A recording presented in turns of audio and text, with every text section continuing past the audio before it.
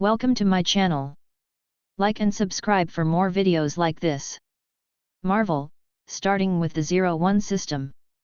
Chapter 1, Transmigration begins with inheriting a financial corporation. Breaking news, Norman Osborn, the legendary founder and CEO of Osborn Enterprises, has passed away. The Osborn Group has confirmed the news, and his only son, Harry Osborn, will be the sole heir to the company. Harry Osborn sat in Osborn Villa, listening to the news on television.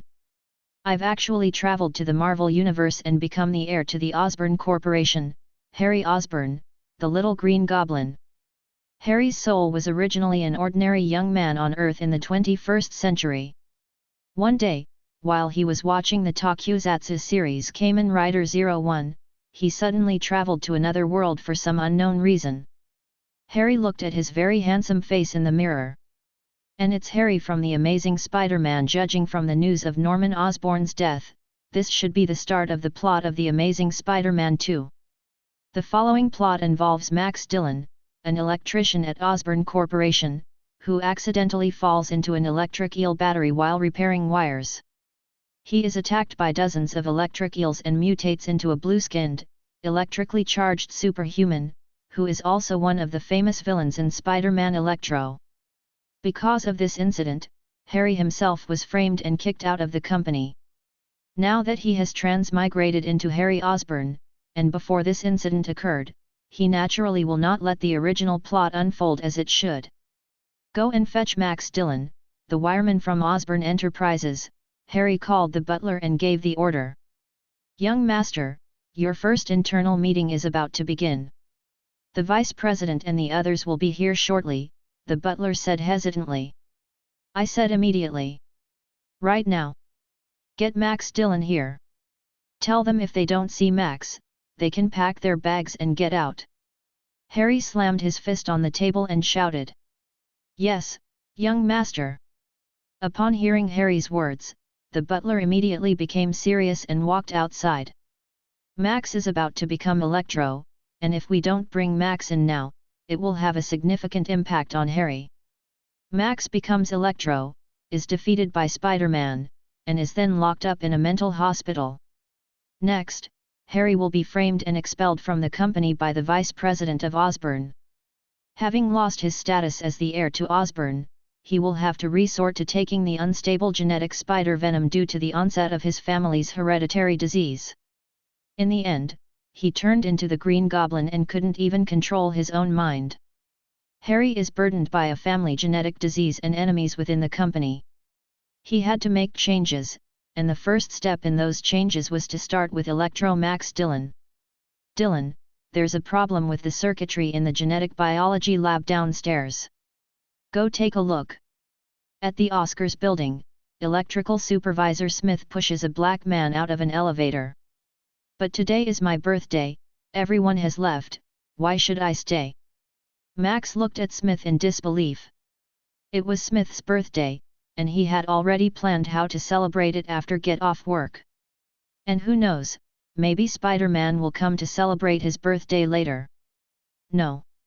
Spider-Man will definitely come. But before any of this could happen, it was all interrupted by that damned supervisor. "Smith, Mr. Smith." Max wanted to explain to Smith and persuade him to give up the idea, but the elevator doors had already closed. Damn it! Helpless, he had no choice but to work overtime here to fix that damn circuit. At that moment, Smith, inside the elevator, received a phone call. "Smith, the new president wants your subordinate Max Dillon to be there right now. If you're late, you'll lose your job." Damn it! Osborn Villa, inside the meeting room. Harry sat in the main seat, watching the group of company executives, led by Vice President Donald McCann, who had come to put pressure on him. "Harry, because of Professor Connors's accident, investors have a lot of distrust towards us. Let's keep quiet for a while and be careful." Connor McCann spoke to Harry in a tone befitting an elder. But Harry didn't listen to what he said at that moment. At that moment, he was still thinking about how to survive well in the Marvel Universe. It's often said that the poor rely on mutations while the rich rely on technology, but Harry himself isn't a genius like Stark who could create steel armor. Osborn's Green Goblin armor was far too weak compared to Iron Man's armor. Harry. Dono realized that Harry wasn't listening to him at all. Have you heard of Iron Man? Harry asked, looking at Connor. Iron Man? What's that? Connor asked, puzzled. Doesn't this world have an Iron Man? That can't be right. Could it be that this world isn't Marvel's world? Is it just the world of the Amazing Spider-Man? What about Stark and Captain America? Tony Stark, CEO of Stark Industries, Captain America, a hero from World War II. Dono didn't know why Harry would ask that. Stark and Captain America, everyone in America should know them. Could it be that the Osborn family's genetic disease also impairs intelligence?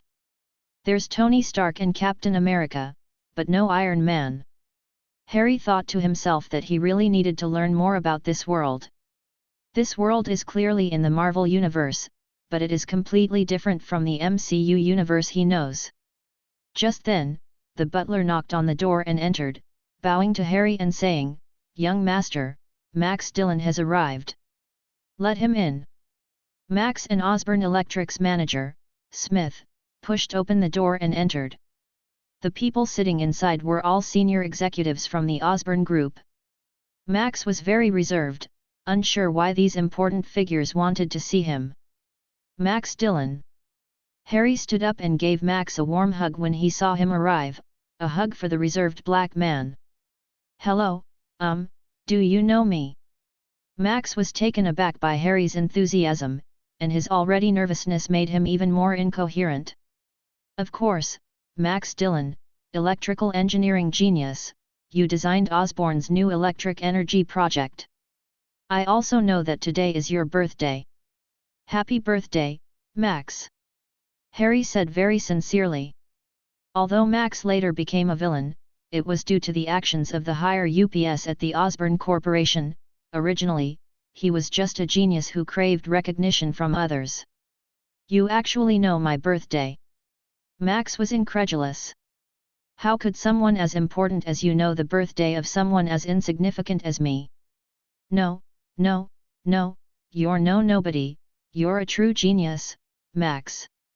Harry needs to win over Max, because the entire upper echelon of the Osborn Group is untrustworthy. Harry needs someone like Max to help him. Thank you, Mr. President." Max was so moved that tears streamed down his face. This was the first time he had received recognition from someone other than Spider-Man. The oppression from his boss and the discrimination from his colleagues constantly weighed on Max's heart. He also wanted to become a hero admired by everyone, like Spider-Man. Human emotion detected. System 01 activated. Goodwill detected, grateful, activate AIs Zea. Chapter 2 System 01. Harry was receiving Max's gratitude when System 01 was activated from his soul. In an instant, Harry sensed all the information about the 01 system. This 01 system is a system from Kamen Rider 01 and possesses all the abilities from Kamen Rider 01. It is mainly divided into two sections, Artificial Intelligence AIs and Zea. However, currently only the Artificial Intelligence Zea has been activated in these two sectors. Activating the Artificial Intelligence's Ark and Zea requires collecting human emotions. Collecting Goodwill activates the AI Zea, while collecting Malice activates the AI Ark. "I see, Goodwill and Malice." Harry glanced at Max in front of him and Smith, the Osborn Electric supervisor behind him, and suddenly had an idea. "Max, I haven't given you your birthday present yet." Harry smiled and patted Max on the shoulder. Under Max's expectant gaze, he smiled at all the company executives present and said, "As the president of Osborn Corporation, I hereby announce that Max Dillon has been promoted to the new head of electrical engineering at Osborn Corporation." Harry then looked at former electrical supervisor Smith, "And you'll take over Max's old job as a regular employee, working under Max. This is against the rules, Harry. Vice President Dono exclaimed in alarm and quickly stood up to stop him. Please call me Mr. Osborn. Dono. Harry said in a deep voice. This is the Osborn Group, and now it is my, Harry Osborn's, group. If you have any objections, the vice president position can be filled by someone else. Human malice detected, anger, activation of AI Ark. After saying that, Harry ignored Dono and left the meeting room with Max. Thank you, Mr. Osborn. Max said to Harry with genuine gratitude. The ever-increasing goodwill shown by Zea in the 01 system demonstrates that this gratitude is entirely genuine. Just call me Harry, Max. Originally, Harry only wanted to advance the plot and also wanted to use Max, but now he is actually quite grateful to Max. After all, it was the first act of kindness he collected after activating the 01 system. Young master, there is a man named Peter Parker outside who is looking for you. He said he was your former classmate. Peter Parker. Quickly, let him in. Harry was overjoyed by Peter Parker, Spider-Man's arrival. In this situation, Peter's help is exactly what we need. Peter, it's been a long time. When the two met, Harry gave Peter a big hug. Long time no see, Harry. Peter was also very happy to see Harry. After all, the two had been good friends. Are you, all right, Harry? I saw the news and came over. I think you might need to have someone with you right now, Peter said with concern. Just a year ago, he too had lost his loved one, his Uncle Ben. He understood the feeling of losing a loved one better than anyone else, which is why he came to Harry to see if there was anything he could do to help. Harry looked at Peter's concerned expression and Max's admiring and grateful face beside him. He knew that with the help of these two geniuses, he could take his first step in the Marvel Universe. Peter, Max, I need your help. Harry pulled the two into the room and began to tell them about his current predicament. As a second-generation rich kid, although he inherited his father's shares and became the largest shareholder of Osborn, the combined shares of the other shareholders still exceeded his. In particular, not a single person in the entire Osborn group was on his side. Vice President Connor McKen now wields real power, possessing authority over the entire Osborn group. Even the security personnel are his people. Connor McKen is now just waiting for Harry to make a mistake, because once Harry does, he will have the opportunity to kick Harry out of the company. That's why Harry wanted to win over Max earlier. He wanted to use Max's electrical engineering skills to study Osborn Corporation's armor, such as the Green Goblin armor, the Rhino armor, and the Vulture armor. However, he now has a better option. The activation of the 01 system allows him to carve out his own niche in the Marvel world, where superheroes and supervillains abound. Although Harry is currently unable to create the Night Drive and the upgrade key because he hasn't collected nearly enough human emotions. But he now possesses all the technological knowledge of the humanoid AI robot the Humajir in his mind. Unfortunately, despite possessing the technical knowledge, Harry lacked the practical skills to create a Humajir. In both his past and present lives, he was just an ordinary person. Fortunately, although he didn't know how, he had two geniuses in front of him. A young genius who can make his own spider silk emitter, and an electrical engineering genius who designed the Osborn Group's new energy circuits. With these two around, there won't be any problem building the first Humajir. I need your help, Harry said after telling Peter and Max about his current predicament. No problem, Harry. Max readily agreed when he heard Harry's request. Max harbored deep resentment towards the Osborn Group's upper echelons. Having suffered oppression for years, he readily agreed to help Harry after learning of his predicament. Harry, I'll help you. The kind-hearted Peter agreed to his childhood friend's request, though of course he wouldn't do anything illegal or criminal. He agreed to help, but on the one hand, he had to keep an eye on Harry and prevent him from doing anything illegal. Seeing that the two agreed, Harry quickly instructed the butler to prepare a car and take them to Osborne Building. Now he needs to race against time to create the Humagear. Thankfully this world has the ability to protect itself. Meanwhile, at the other end of the Osborne villa, Dono McCann and the Osborne Group's security chief were eavesdropping with a bugging device, but they heard nothing. "Can't you hear it? Did Harry use a signal jammer?" Tang Nyo was surprised, not expecting Harry to be so vigilant. What Donald McCann didn't know was that Harry didn't use a signal jammer. Harry had two artificial intelligences, Zea and Ark, which, although only partially functional at the moment, could still easily block signals and prevent eavesdropping. "Go check the information on the two people next to Harry," Dono instructed the security chief. "Also, have someone keep a close eye on Harry Osborn. I want to see what tricks that kid is up to." Chapter 3 Artificial Intelligence. Inside the Osborne Group building, in a mechanical armor manufacturing room on the ground floor. This is where the Osborne Corporation manufactured the Green Goblin armor. Ha used his privileges to access the manufacturing room and forbade all employees from entering. This is the only place in the entire Osborne Group where artificial intelligence robots Humagears can be manufactured quickly. Before Vice President Connor could react, Harry was going to create the Humagear. His artificial intelligences, Zea and Ark, exist within his consciousness at this time and are not yet able to invade and control the entire network like true artificial intelligence. Therefore, he is not yet able to fully control the Osborne Group. You'll have to unlock more abilities later. The main objective now is to build the Magia first.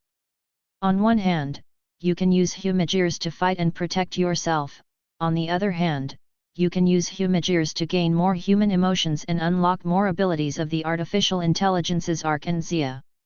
"Harry, are you going to use this to make armored weapons?"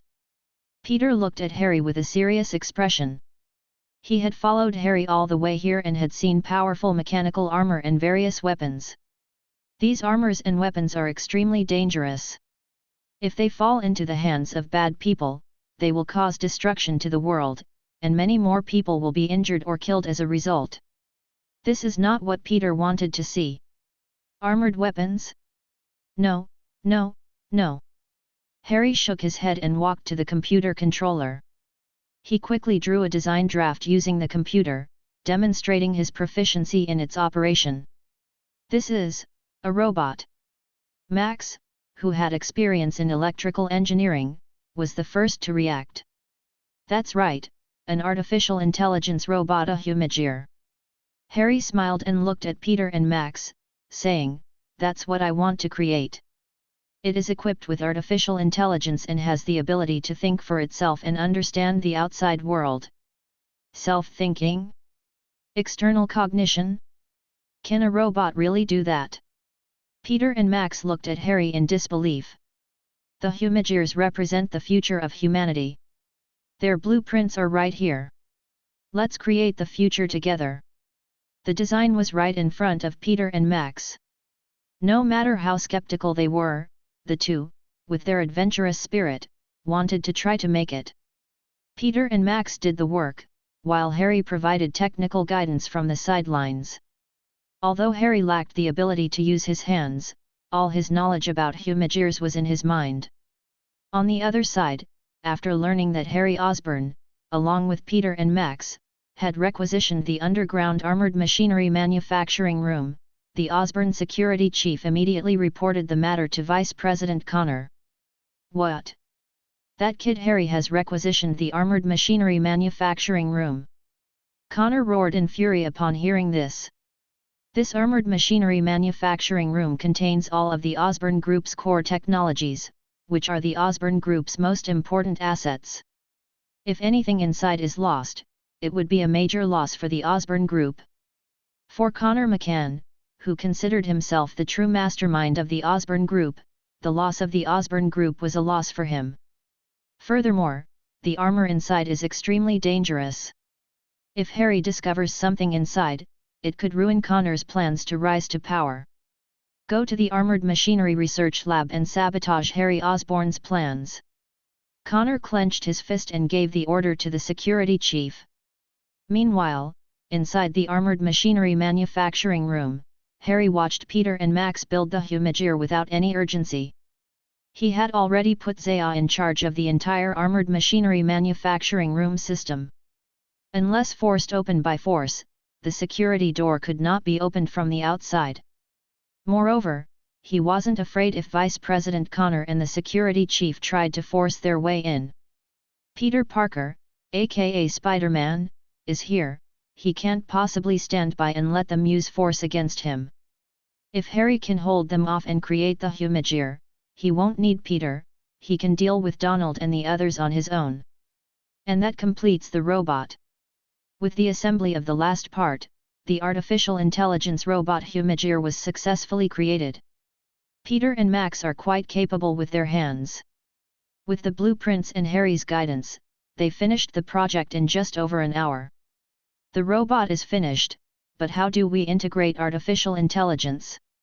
Peter asked Harry, puzzled.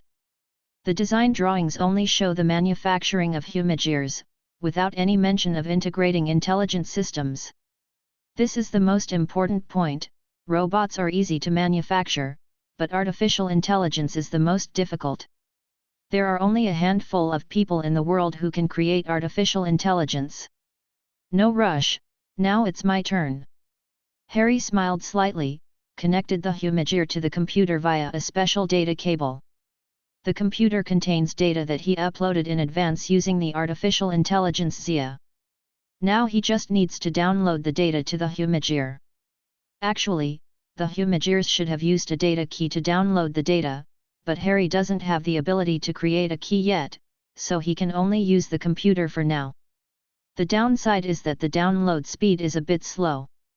Just as everyone was waiting for Humajir to download the data, Spider-Man Peter Parker's spider sense suddenly issued a warning.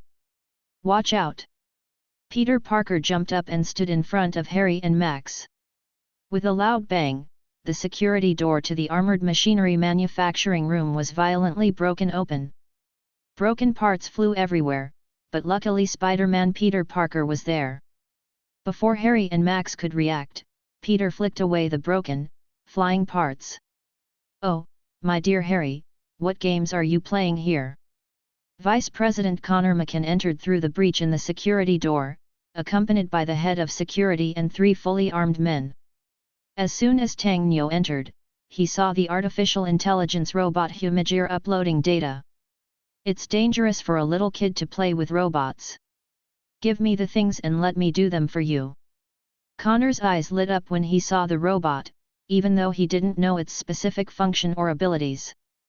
But since Harry was able to hide and do this with his friends, he was definitely going to take it over. Connor, this is my company. You have violated the rules by using violence to cause damage here without permission. I hereby declare you fired. Although Vice President Connor had a large number of men and weapons, Harry wasn't afraid of him at all. With Spider-Man Peter Parker here, a few ordinary humans are nothing to fear. Moreover, the data for their AI robot, Humajir, is about to be downloaded. Fire me? You're too naive, Harry. Someone of my caliber, even if you were the CEO, wouldn't have the right to fire me unless there was a board vote. But do you even have that opportunity? With that, Tang Nyo waved his hand, and the security supervisor and his 3 men quickly surrounded Harry and his group. Oh no, am I going to expose my Spider-Man identity? Peter wondered as he hesitated about whether to take action. An electronic voice rang out. Spread your wings and fly towards your dreams. Chapter 4 First Battle. Spread your wings and fly towards your dreams. As the sound rang out, bionic skin covered the Humajir, and the Humajir opened its eyes. An artificial intelligence robot, wearing a high-tech headset and a black combat suit, and looking exactly like a 30-year-old man, stood up. Identifying Harry Osborn, current president of the Osborn Corporation. Hello, Mr. Osborn, it's a pleasure to serve you, Humajir said respectfully as he approached Harry. How is this possible? Connor stared in shock at the Humajir in front of him. Just a moment ago it was a robot body, and now it had turned into a human. Does the Osborne Corporation still possess this technology? Well, now it belongs to him. As the vice president, he saw the development potential of this humanoid robot. If they could master this technology, Osborne Group would be able to surpass Stark Group in no time. He will surpass Norman Osborn, surpass Tony Stark, surpass everything. Become a true superior person. Now, if he can acquire this technology and get rid of Harry Osborn, he will become the new president of the Osborne Group. Harry, I admit you do have some technical skills to create this kind of bionic robot, but the adult world isn't something you can succeed in just by having technical skills. It's not just about having a brain, it's also about having strength. Today, as an adult, I'm here to teach you a lesson. Capture those three, and be careful not to use firearms or damage any electronic devices. Connor said with an air of confidence. The men he brought were all mercenaries who had experienced war and seen blood. Taking down these three weak and unassuming men would be no problem for them. On Harry's side, Max was just an electrician with no combat abilities, so he could only nervously retreat. As Spider-Man, Peter could take down all the opponents with just one finger if he went all out, even if they had guns. However, Peter dared not reveal his Spider-Man identity, fearing it would cause trouble for those around him. Think of a way, Peter. Quickly use your invincible spider abilities to think of a solution, Spider-Man Peter Parker muttered to himself. Humph! You think you've got me cornered, Connor? Harry was much calmer than Peter and Max. The original plan was to let Peter solve the problem, but now that the Humajir has been completed, even just one of them would be enough to defeat the opponent. What? Connor couldn't believe that Harry could possibly turn the tables. Number 1, take care of the enemy in front of you. Harry gave the order to the Humajir in front of him. Yes, Mr. Osborn. Standing 1.9 meters tall and weighing 100 kilograms, the Humajir, named Number 1 by Harry, immediately took action and launched an attack on the security personnel. The first Humajir that Harry built was a combat-type artificial intelligence robot. It transmits the personality of a Special Forces soldier, possessing all the combat abilities related to Special Forces, although it is only a novice Humajir and does not have a very high level of combat. However, its body is made of alloy. Harry used the alloy stored in the mechanical armor manufacturing room to create the Humajir, which is impossible to damage with a human fist. Even if the three security personnel were of high combat skill, they were no match for Humajir 1. I didn't expect it to be this difficult to deal with. Connor's face turned cold upon seeing this. It seems there's no other way, Security Captain. I'll allow you to use firearms, but try not to damage electronic equipment. As for people, just shoot them in the legs to incapacitate them, Connor said in a deep voice to the security captain beside him. Yes, sir. The security captain had thought that his 3 men would be enough to deal with the other side, but he hadn't expected to run into a tough opponent. However, having experienced countless battles, he was not afraid of the enemy before him. The gun in his hand gave him boundless confidence. The security captain and his 3 men drew their guns, intending to retaliate. Harry was prepared. He knew all along that a mere junior Humajir couldn't handle 4 fully armed enemies. System, Link Arc. Harry didn't need to say anything more. With a single thought, Arc in the 01 system was activated. Humajir number 1's eyes lit up with a red light, and its bionic skin was mechanically ripped open, exposing its exposed wires. Arc is now linked. Everything is for Arc's will. Kill them. Harry wasn't a saint. Since there was an irreconcilable conflict between the 2 sides, it was better to eliminate them completely. Humajir number 1 has entered Berserk mode, and its combat ability has at least doubled. The moment the order was received, 4 people were taken down. Even the security captain couldn't defend against them and was unable to stop them. After all, these people are just ordinary people. When they encounter artificial intelligence robots, even a rudimentary Humagear, once they go berserk, there is nothing that can stop them. Please, please let me go. Connor immediately knelt down and begged for mercy when he saw his elite subordinate being knocked down in an instant. At the age of 38, he had become the vice president of the Osborne Group. He had no particular merits except that he knelt down very quickly. Before Norman Osborn passed away, he had always kept a low profile and dared not have any thoughts. Now that Harry Osborn has such a powerful AI robot, he immediately surrendered. It's too late to beg for mercy, Harry said in a deep voice, continuing to control Humagear number 1 to attack. But at that moment, a spider web flew by and entangled Humagear number 1, preventing it from attacking. Stop! Harry! It turned out that Peter had started it. Even if he was terrified of revealing his identity, he couldn't bear to watch someone die in front of him. Because he is Peter Parker, because he is Spider-Man, because with great power comes great responsibility. Uncle Ben's words influenced his entire life. Spider-Man! Harry said in a deep voice, looking at Peter with a complicated expression. On one hand, Spider-Man Peter Parker was one of his favorite characters in his previous life, and on the other hand, he is Harry's good friend in this life. Now his friend, the good neighbor, Spider-Man Peter Parker, is on the opposite side. But he was indeed unstoppable. Spider-Man Peter Parker's strength was formidable compared to ordinary Earth superheroes. Right now, even with a low-level Humagear going berserk, he was no match for him. When a conflict arises, he is the only one who can back down. With great power comes great responsibility. Conversely, to shoulder great responsibility, one must also have the corresponding ability. Might makes right. Peter, are you going to stop me? Harry said in a deep voice. I won't watch you make a mistake, Harry. Peter walked over and looked at Harry seriously. He didn't want Harry's hands to be covered in blood. Bang bang bang. Harry seized the opportunity, picked up the gun on the ground, and fired at Connor. He didn't want to cause trouble for himself, and although Spider-Man tried to stop him, he still wanted to give it a shot. Humagear was controlled by Peter's spider silk, and he could only try to attack with a gun. Harry! Peter's spider-like reflexes kicked in instantly.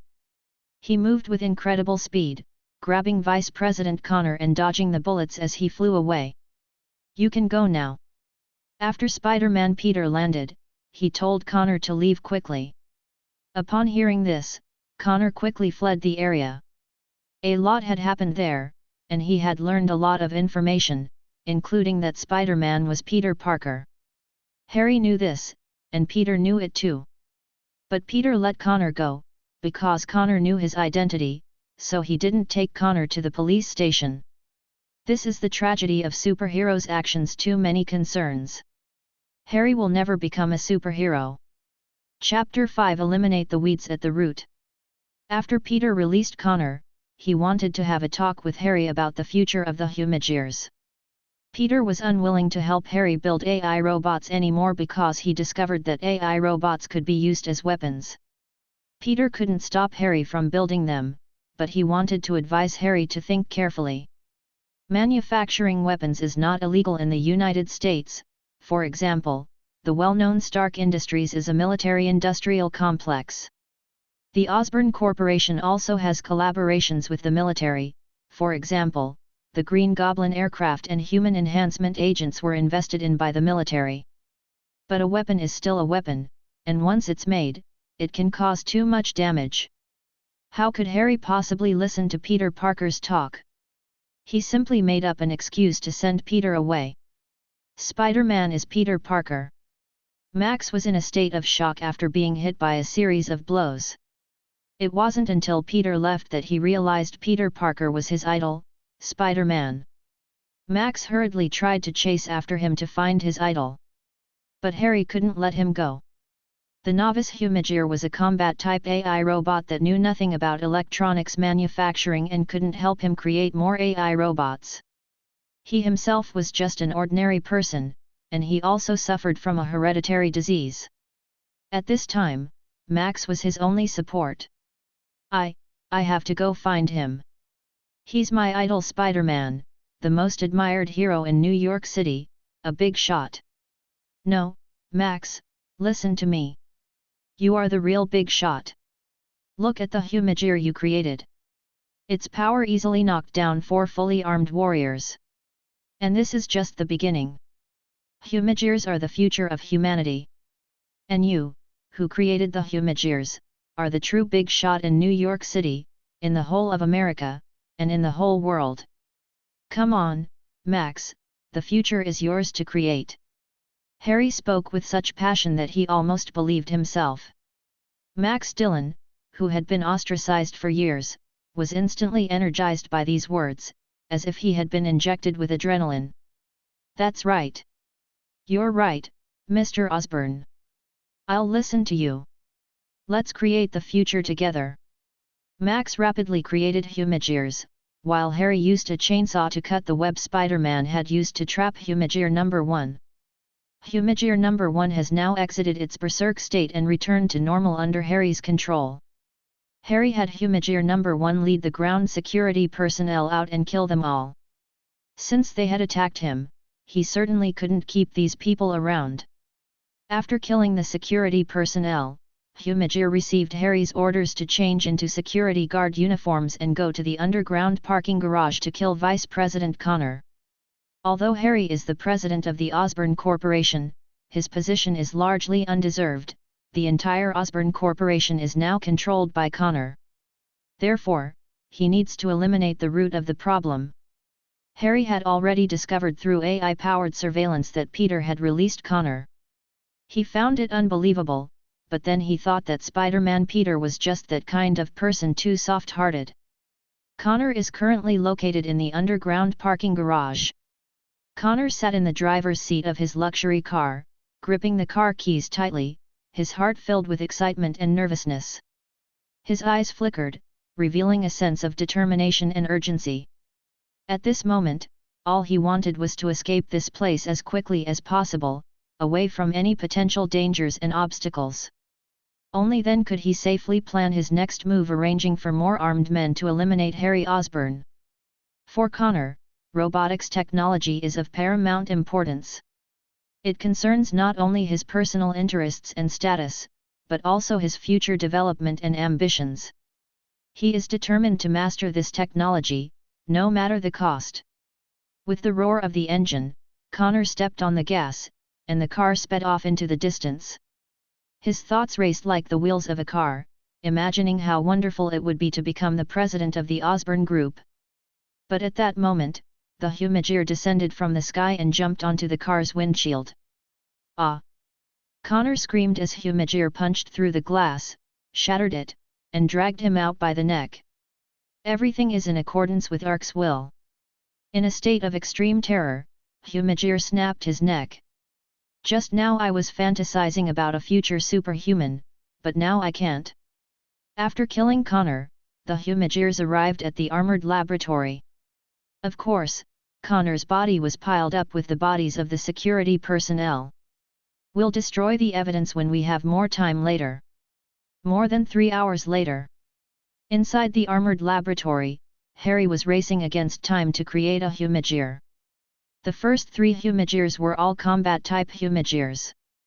Then, they started manufacturing specialized Humagears.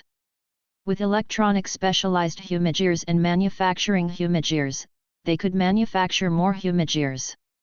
Finally, they built an electronic automated factory to mass-produce Humagears.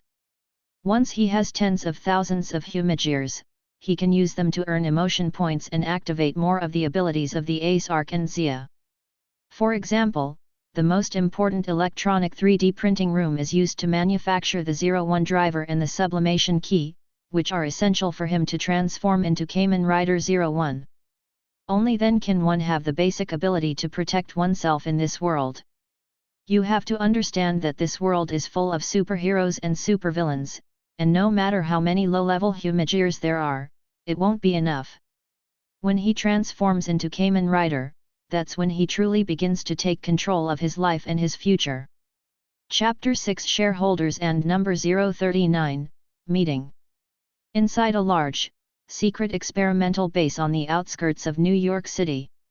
An elderly man who looked to be around 60 to 70 years old walked to the laboratory.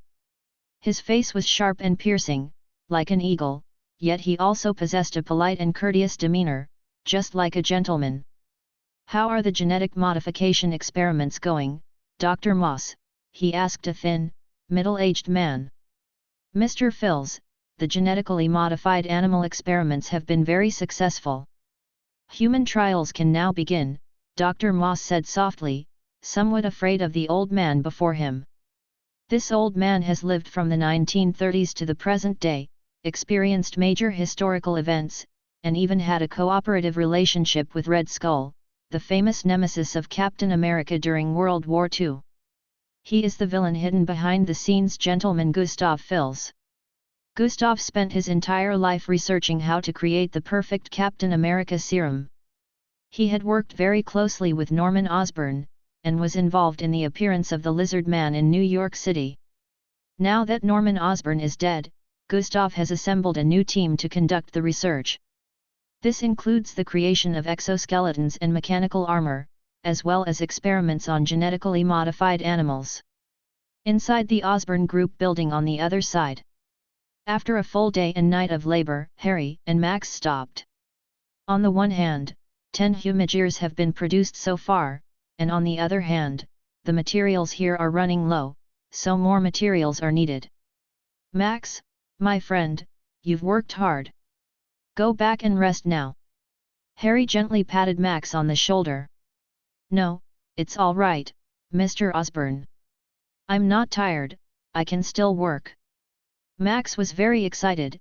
It was the first time he had met someone who valued him so much. It was also the first time he had met someone who considered him a friend. Even Spider-Man couldn't do that. "Go and get some rest, my friend. I'll throw you a celebration party tonight.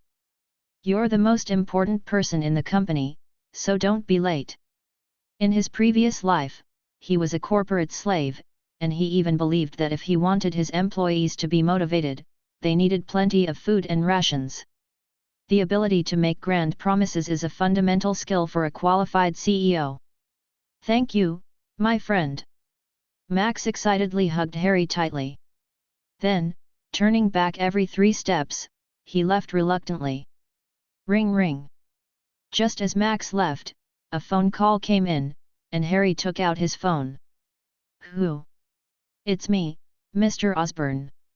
The military has called a shareholders meeting with the other shareholders and they need your assistance." The caller was Harry's secretary, who was actually very loyal to the Osborn Group, but Harry didn't trust him. However, that's not important right now. What's important is the shareholders meeting. "Military personnel? Okay, I'll be right there. Have them wait for me in the conference room on the top floor of the Osborn Group building." The arrival of military personnel is just the right time to proceed with the next step of the plan. Harry has a series of plans for the future, and cooperation with the military is a necessary part of that. Osborn Group, rooftop conference room. The military personnel were seated in the guest seats, while the other shareholders were already present. However, the seat that belonged to Vice President Connor is now empty, because Connor is dead. As soon as Harry Osborn took office, Vice President Connor disappeared. "It's hard to say that he has nothing to do with it," one shareholder said. "I don't care whether the Vice President or anyone else lives or dies. On behalf of General Ross, I only care about the results from the gene lab." The military representative who came was Colonel Cameron, representing General Ross.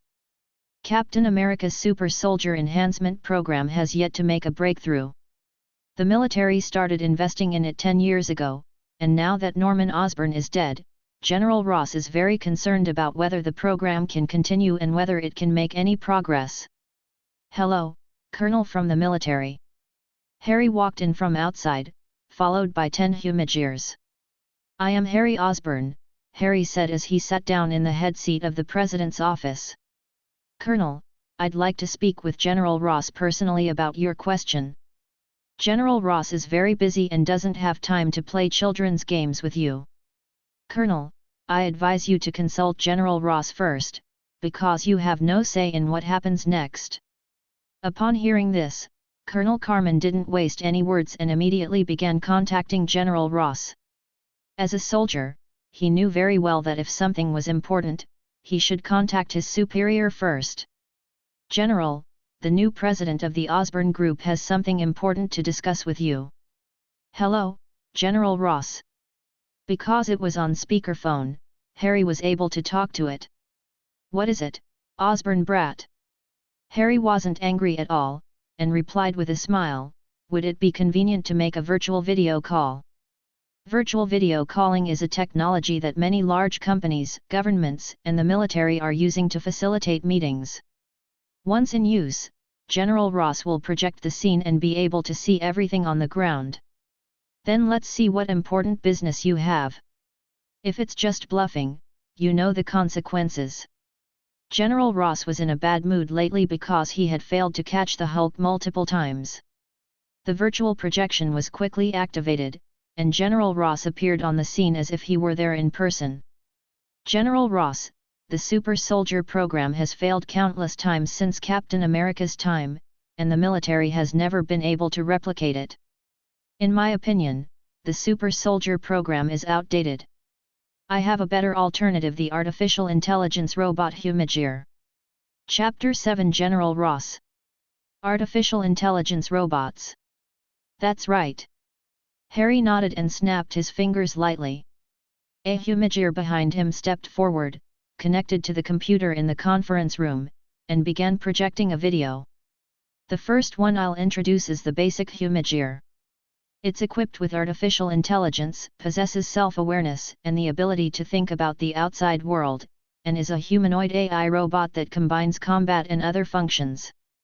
As Harry spoke, the projected video automatically played the corresponding Humagear.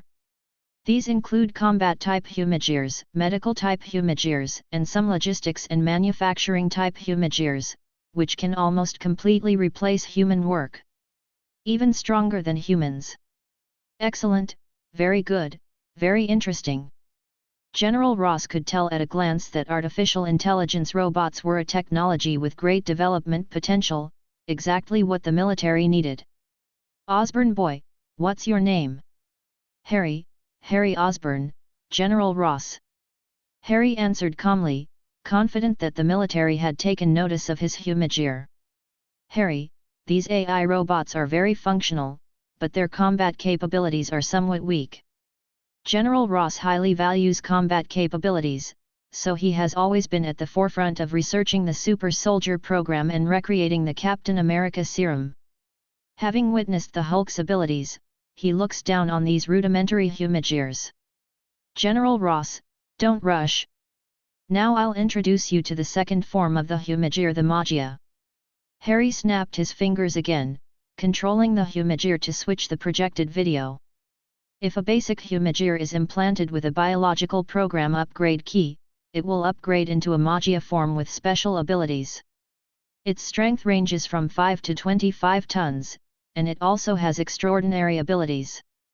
It can be said that each one is comparable to Captain America, or even surpasses Captain America. As soon as Harry finished speaking, the projected video began playing combat data for various magical puppet forms, some resembling bats, some octopuses, and some saber-toothed tigers, each with incredibly powerful abilities. General Ross's eyes lit up. Although this Humagear was not as powerful as the Hulk, it had the advantage of being mass-producible and controllable. Although it's not human enhancement, the emergence of artificial intelligence robots can somewhat alleviate his current predicament. The higher UPS are very dissatisfied with the failure of his super soldier program, the destruction of the Gamma Laboratory base, and the Hulk running rampant around the world. If he succeeds in this Humagear project, he will regain the trust of the higher UPS, and who knows, he might even become the next leader. Ha ha ha, not bad at all. General Ross couldn't help but burst into laughter at this thought. Harry, I wonder if there are any completed prototypes of this Humagear? General Ross asked. Of course, he couldn't completely believe it based on just a video, he still needed to see the real thing. After all, if it were real, Humagear would surpass the Super Soldier program and become the core program for America to become a global superpower. Of course, General Ross, the 10 behind me are the newly created and perfectly functioning rudimentary Humagears. As he spoke, the 10 Humagears lined up in front of him. Very good, Colonel Cameron, I order you to immediately take your soldiers and transport 3 Humagears to the southern military base. Expedited transport. General Ross immediately issued the order. Don't worry, Harry. Once the Humagear is delivered to the military, an internal meeting will be held. If the meeting is successful, I promise that all your Humagear research and development costs will be borne by the military. I predict that the initial investment will be no less than $5 billion. Hiss! Everyone in the Osborne Group's conference room gasped in surprise upon hearing this. Because the entire Osborne Group's market capitalization is only $10 billion. P.S. Many people are confused by such a low market capitalization, this is the official setting I checked. Just think of it as US dollars in a parallel universe without inflation.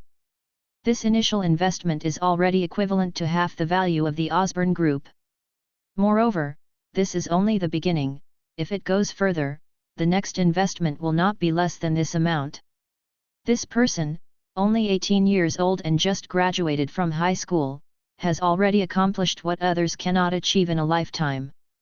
Like father, like son, the others in the Osborne Group thought to themselves. Harry didn't have any particular thoughts at the moment, because he already had the 01 system, the power of Ark and Zea, and the real issue was how to perfectly utilize this power. Money is just a number to him now.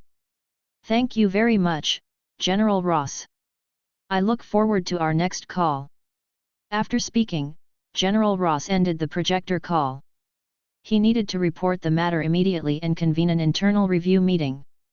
Congratulations, Mr. Osborne, Carmen said respectfully, his previous indifference gone. Thank you very much, and please take these 3 Humagears with you. Harry waved his hand and granted the military command authority over 1 combat-type Humagear and 2 utility-type Humagears. Anyone in the military could issue commands via voice. Of course, with the artificial intelligence's Ark and Zea, he could seize control in an instant. This is why Harry felt comfortable dealing with the US military. No matter how many Humagears the military builds, it's essentially just sending Harry a large contingent of soldiers. Harry is like a god to the Humagears, no matter what kind of Humagear, no matter how powerful, they cannot defy his will. After seeing the military off, Harry told his secretary, arrange a celebration party tonight at the most luxurious nightclub in New York City. Invite all company employees, and give $200 cash bonuses to those who can't attend. Yes, Mr. Osborne, we will arrange it for you. The secretary nodded respectfully. After Harry finished speaking, he turned and left, ignoring the shareholders present. Because he is now aligned with the military, and with the military as his backer, he doesn't need to fear that these opportunists will harm him. However, it's impossible to completely eliminate them now. He will purge them all later, because most of them have been bribed by Vice President Connor. Just like now, Harry wants to remove Vice President Connor, but no one will listen to his orders. He will replace all of these people with Humagears in the future, because only robots will not betray him. The entire Osborne Group was in an uproar when news broke that Harry was hosting a dinner party at New York City's best nightclub that night. Many expressions of gratitude came through, and Harry felt that the AIs Zea's positive emotions were increasing. It seems the next board, the 01 driver and the lift key, will be activated soon. The day I transform into Kamen Rider 01 is almost here. Once the military funds arrive, preparations can begin. But now, Harry is ready to enjoy himself. If you travel through time but don't enjoy it, what's the difference between you and that lazy bum who used to work 998? Having traveled through time to Harry Potter, one should enjoy life and savor its pleasures. Transform into the most powerful Kamen Rider and woo the most beautiful girl. Chapter 8 Tony Stark. As night falls, New York's luxury boutiques shine like glittering jewels, radiating a captivating glow in the darkness. Neon lights intertwine to create a magnificent spectacle, shimmering and dazzling, drawing the attention of every passerby. What? You won't let me in? Are you kidding me? Don't you know who I am? At the entrance of the nightclub, a man with slicked back black hair, wearing brown sunglasses and a stylish suit stood at the door, accompanied by two top female models from Maxim's magazine. Mr. Stark, the Osborne Group has booked the entire nightclub today, and outsiders are not allowed to enter. We are very sorry. The security guard at the nightclub entrance was also helpless. Of course he recognized the famous Tony Stark, a top billionaire, president of the Stark Industries, and a playboy. He had heard that he had slept with all the most beautiful models and celebrities in the world. But today, the equally wealthy Osborne Group had booked the entire venue, and he simply didn't have the guts to let anyone in. Osborne Corporation? That old man Norman is dead, and it's still not bankrupt. Tony Stark said with an exaggerated expression, feigning shock. All right, go and inform the leaders of the Osborne Group that I, Tony Stark, have arrived. Haha, the Osborne Group, which is on the verge of bankruptcy, will definitely invite me in with utmost respect. Tony joked with the two girls beside him. The two models laughed along in agreement. After all, there's no place in the world Tony Stark can't go. Mr. Osborne, the security guard at the door says Mr. Stark has arrived. Would you please invite him in? The nightclub manager, having received a call from the security guard at the door, rushed over to find Harry Osborne. After all, he couldn't afford to offend Tony Stark, nor could he afford to offend Harry Osborne, so he could only come and ask. Humph, Tony Stark, hey. Harry sat in a private room at the nightclub, surrounded by several beautiful women. Tell him to get lost, he's not welcome here. Harry thought for a moment and decided to refuse.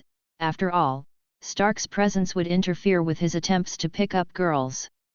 It's so much better to drink with beautiful women. What's so great about Stark? Although he really liked the character Tony Stark, Iron Man, in the movies, in reality, Tony Stark, the playboy, was quite a handful. Even if he tries to befriend Tony Stark, it's all in vain. Tony, who hasn't experienced being kidnapped in the Middle East, would never take him seriously. So why would he bother trying to curry favor with Tony Stark?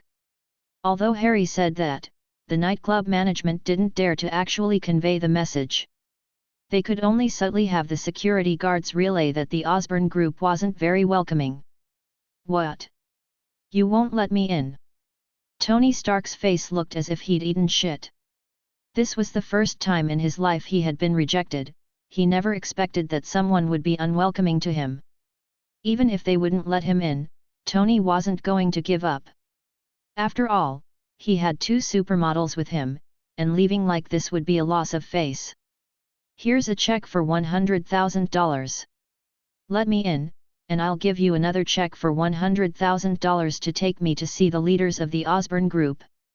Tony didn't waste any words and directly pulled out the check, trying to persuade them with reason. Nobody turns down money.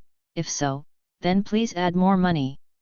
However, for nightclub security guards, $100,000 is more than enough. They surrender the moment a check is pulled out. Tony was quickly taken to Harry's private room by the nightclub security. The nightclub security guard took the check for 200,000 yuan and left without looking back. With that kind of money, why would he still be a security guard? He resigned immediately. Tony Stark was about to enter Harry's box when he was stopped again. Unexpectedly, two fully armed security personnel wearing high-tech headsets and black combat suits were standing at the door of Harry's box. Fuck, shouldn't we be going out today? Why are we being stopped everywhere we go? Tony was a little on edge, not expecting to be stopped again. Here's a check for $200,000. Tony pulled out the money directly. Problems that can be solved with money aren't problems at all. But to Tony's surprise, the two of them completely ignored him. Hey, can't you see? This is $200,000. Tony waved the check in front of the two security guards. No entry here, one of the security guards said. I thought you were deaf, thinking you didn't have enough money? I'll add another $300,000, making it $500,000 in total. Can you go in now? Tony said, throwing the check aside and trying to barge inside. But the security personnel reacted instantly, reaching out to push Tony Stark back. No entry allowed. I refuse to believe it. Just tell me how much more money you want. 1 million? 2 million? 5 million? 10 million? Tony Stark's competitive spirit flared up instantly. He didn't believe there was anyone in the world who wasn't swayed by money. It's true that few people are immune to the temptation of money, but these two security guards are actually AI robots, combat-type Humagears that Harry brought to protect him. Without his orders, no one could be allowed to enter, and Humagears would not be swayed by money. $100 million. I'll put up $100 million. Tony Stark finally raised the price to $100 million.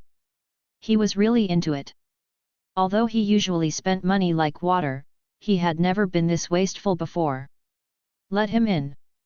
Just then, a young man's voice came from inside the private room.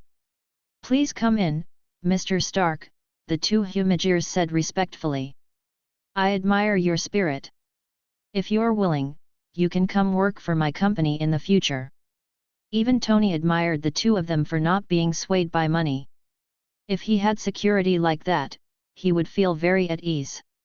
As soon as Tony entered, a very handsome, young man who looked to be only 18 years old was sitting among a group of beauties. He is being fed fruit by a beautiful model. Tony Stark, ask if the $100 million will be paid by card or through Dobeo, Harry said jokingly, though of course he was joking about Dobeo. What nonsense! This is a check for $100 million. I'll contact my secretary, and it can be paid tomorrow, Tony said magnanimously. Harry smiled and took the check. Why wouldn't I take $100 million? Who would turn down money? You're very good, very capable, the new president of the Osborn Group. I am Harry Osborn, Harry said simply.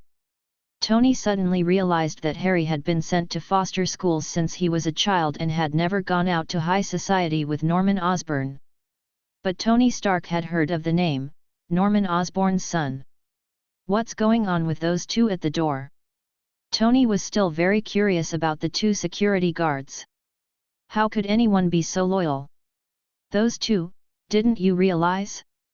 The renowned genius Tony Stark didn't notice anything at all. Chapter 9 Gene Lab. What's wrong? Tony pondered, thinking carefully but not finding anything amiss. Suddenly, he recalled the high-tech headphones worn by the two security guards. Fuck! Could it be a robot? Tony was shocked, because he himself was involved in the development of robots and artificial intelligence. They even have an artificial intelligence called Jarvis in their home. But I never expected that someone could make a robot that is even more advanced than his. Thinking of this, Tony hurriedly went out and carefully looked at the two Humagears at the door. It's incredible that they could do that. Tony even touched the security guard's skin and felt the human touch. But he still couldn't understand how it was done. Because Humagear is a cross-world creation, just as the Kamen Rider world cannot understand Iron Man, Iron Man cannot understand Humagear at this time. Of course, this is only within this time frame. If Tony had more time, he could certainly do it. After all, he created Ultron and Vision in the MCU Marvel Cinematic Universe. Harry sat in the box, watching Tony Stark with great interest. If Tony Stark could have created Ultron earlier, Harry would have saved himself a lot of trouble, because with Zea and Ark, he wouldn't be afraid of any artificial intelligence. Even in its early stages, Ultron would not be a match for him without external assistance. That's why he wanted to remind Tony, to provoke Tony, and to get Tony to go back and study Ultron. Of course, Ultron cannot be created overnight. It will still take time. In the end, Tony left. He didn't have the habit of drinking with a man, especially one who had embarrassed him tonight. He needs to regain his dignity next time. Harry enjoyed a night of pleasure, but ever since his transmigration, he had always had a strong sense of crisis. If you don't relax in time, you might go crazy at any moment. After all, before he transmigrated, he was just a corporate slave working 998 hours a day. Harry started arranging the Osborn Group's new project, Project Humagear, early in the morning. A team was formed, led by Max, to rapidly develop and manufacture Humagears. He himself came to the place where new energy, genetically modified electric eels, exist. Mr. Osborn, these electric eels are closely related to the city's new energy circuit planning. We can't act rashly, an experimenter advised Harry. But Harry ignored him completely and ordered the Humagears to take all the electric eels away. With Humagear batteries, what need does he have for electric eels as a source of new energy? He now needs to use this electric eel to make injections for genetically modified animals. Of course, he wasn't there for an injection, as this type of injection has extremely dangerous side effects. Aside from a few chosen ones, anyone else who were attacked would likely die a gruesome death. If we're going to inject genetically modified animals, the best option would be Peter Parker's genes. Unfortunately, ever since Peter Parker's parents betrayed the Osborn Corporation and took all the data with them, the genetically modified spiders in the original laboratory had been given a backdoor by Peter Parker's parents that could only be successfully injected by people carrying the Parker family's DNA. Of course, Harry doesn't need to be injected with genetically modified animal injections yet. His body hasn't reached that point yet. Although he has a family history of hereditary disease, it seems that it hasn't relapsed yet because of the time travel. Only occasionally does his hand feel a little uncomfortable, reminding him that there is a hereditary disease in his family. But there's no need to rush for now. As long as Harry creates the electronic 3D automatic printing room, he can start making the 01 driver and transform into Kamen Rider 01. The Kamen Rider system includes a life support system that can treat and alleviate Harry's genetic disease symptoms. While the Green Goblin armor does have a life support system, it's not perfect. After all, if it were truly effective, Norman himself would have used it. Perhaps we should wait until Harry creates a higher-level Rider driver and transforms into a higher-level Kamen Rider, then the hereditary disease will naturally be perfectly resolved. Harry collected genetically modified electric eels because, possessing the 01 system, he was fully capable of using the power of Zea and Ark to create the power-up keys for genetically modified animals. Used to enhance the power of Humagears, enabling them to evolve into Magia. Originally, for a Humagear to advance to become a Magia, it needed to enter the emotional singularity to gain emotions. However, Harry had the existence of the artificial intelligence Ark, which could forcibly take over the advancement. He is now the god of Humagears, in charge of everything in Humagears. Unfortunately, there are no genetically modified spiders in the Osborn Genetics Laboratory. The only genetically modified spider bit Peter and is now dead. The lowest level of the Osborn group has venom left by genetically modified spiders, but venom alone is not enough to make them powerful. Even the Green Goblin, which was injected with genetically modified venom, only had a strength of between 5 and 10 tons. Spider-Man has a starting strength of 20 tons, and his strength is very subjective, sometimes he can even unleash a force of 100 tons. It's fair to say that if Spider-Man were serious, he could take down the entire Sinister Six all by himself. So obtaining Spider-Man's blood is quite important. Harry has already included obtaining Spider-Man's blood in his plans, although it's not possible yet, but he believes that day won't be long. Chapter 10 First Encounter with Gwen. Inside a secret experimental base on the outskirts of New York City, an elderly man with an eagle-like face, leaning on a cane, walked in from outside. This old man was Gufsta. Behind the old man was a blonde girl wearing a black bodysuit. This girl is a villain with superpowers, capable of teleporting and attacking using dark energy pity. Drive. Moss, based on gene screening, the experimental subject that best matches the rhino-human genetic modification has been brought in. After saying this, Gustav beckoned, and his men brought in a burly man who was bound in a rhinoceros-shaped suit of armor. Dr. Moss rushed over immediately upon seeing it. What a sturdy body! What perfect armor! The combination of the two must be incredibly moving. But something's still missing, the doctor murmured.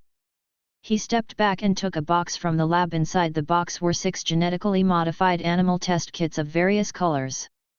The doctor took out a vial of genetically modified animal injection related to rhinoceroses and came to Gustav's side.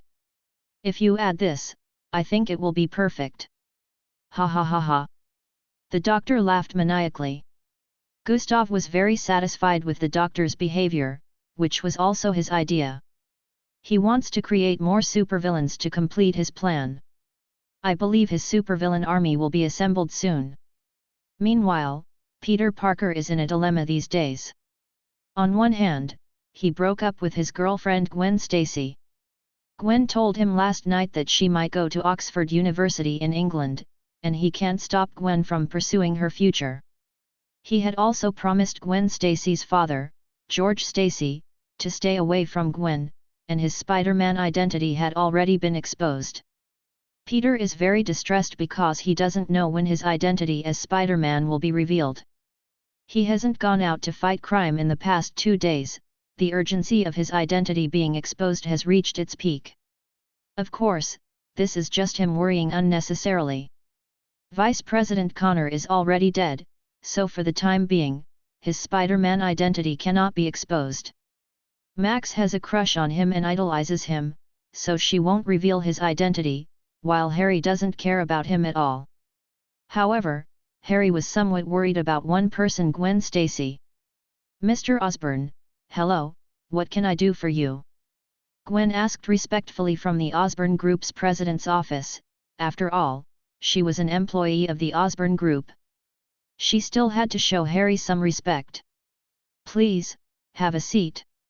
Harry didn't put on airs, because in his previous life, he had quite liked the character Gwen Stacy from the movies.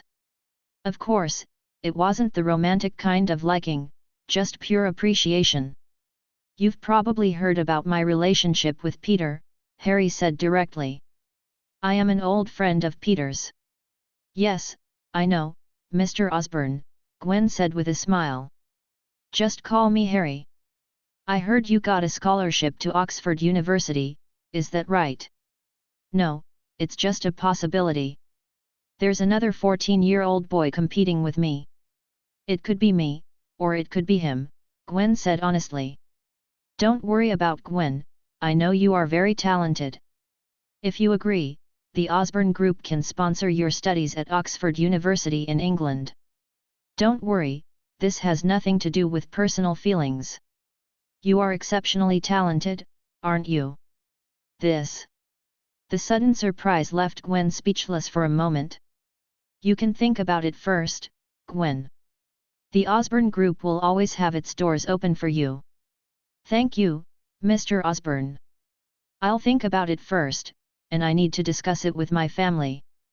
Gwen didn't agree immediately, she wasn't the type to take advantage of others. Besides, she needed to discuss it with Peter. She really didn't understand what Harry meant, she didn't know what kind of person the new president, Harry Osborn, was. All I know is that he launched an artificial intelligence robot project as soon as he took office, which makes him a genius. Harry knew, of course, that Gwen wouldn't agree immediately, so he let her go. He chose to let Gwen leave because he didn't want her to die there. Although Electro Max was no longer around, Peter, as Spider-Man, would always cause trouble. It's hard to say whether Gwen's fate will change. Of course, he was just mentioning it casually. Everyone has their own choices regarding their destiny. If he were rejected, he wouldn't rush to save others. After all, he doesn't consider himself a good person. Tony Stark's funds have arrived, and with $100 million in his account, plus the money in the Osborn Corporation's own books, he can build a super-large, fully automated manufacturing plant. Max had experience designing and laying the city's power grid, so Harry was very confident in entrusting the job to him. Mr. Osborn, the 10 Humagears you requested have been delivered to the underground mecha equipment manufacturing room. Upon hearing the message from his secretary, Harry got up, picked up his black briefcase, and headed towards the underground mecha equipment manufacturing room. I am still too weak, and I must find a way to improve my strength. And these Magia were the best choice. From the moment Harry went to the genetic lab that morning, he had given orders to create 10 Humagears for him as soon as possible. Now that the Humagear is manufactured and the genetically modified animal extract is ready, it's time to conduct experiments. Harry arrived at the armor manufacturing room. The door had been repaired, and Harry immediately closed it. He planned to stay in the manufacturing room alone, and he didn't want anyone to know what was going to happen next. Chapter 11 Rhino Man. Harry was just an ordinary person who knew nothing about how to create or research Humagears. However, he has the existence of a system, and the two major artificial intelligences, Ark and Zea, give him countless knowledge. Now Harry only needs to use Zea to upload the artificial intelligence data, and then download the data to the Humagear to obtain a Humagear with professional knowledge. A Humagear with specialized knowledge can take his place in the work. The data upload was completed quickly, and the 4 Humagears were ready. Help him focus all his efforts on researching how to convert genetically modified electric eels into lift keys. Normally, the creation of a Magia requires first creating the extinction propulsion key, and then researching and creating the extinction driver. After everything is completed, the final step is to link the extinction driver, extinction propulsion key, and Humagear to transform the Humagear into a Magia. However, Harry can't do that yet. Harry's malice towards Ark wasn't high enough to create the extinction propulsion key and extinction driver.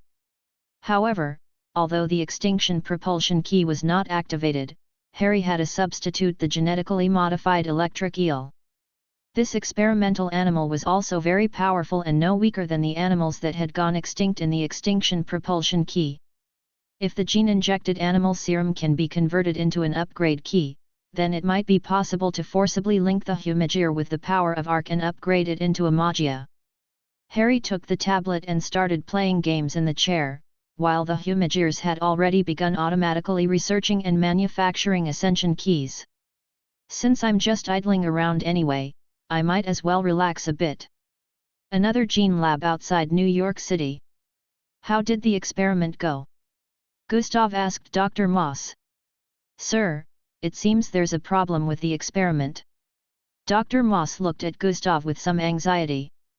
The experimental subject, Alexei Sisievic, underwent unstable deformation after being fused with the transgenic animal injection, resulting in extensive decay of his body. There was no other way but to put him into the Rhino Man exoskeleton mechanical armor. And then? Gustav asked in a deep voice. Now, thanks to the life support system inside the exoskeleton armor, he has fully recovered, but his skin has fused with the Rhino exoskeleton armor and can't be removed, Dr. Moss said anxiously. That's not important. What I care about is when he'll wake up. Gustav looked at Alexei, who was covered in tubes and wires in the laboratory.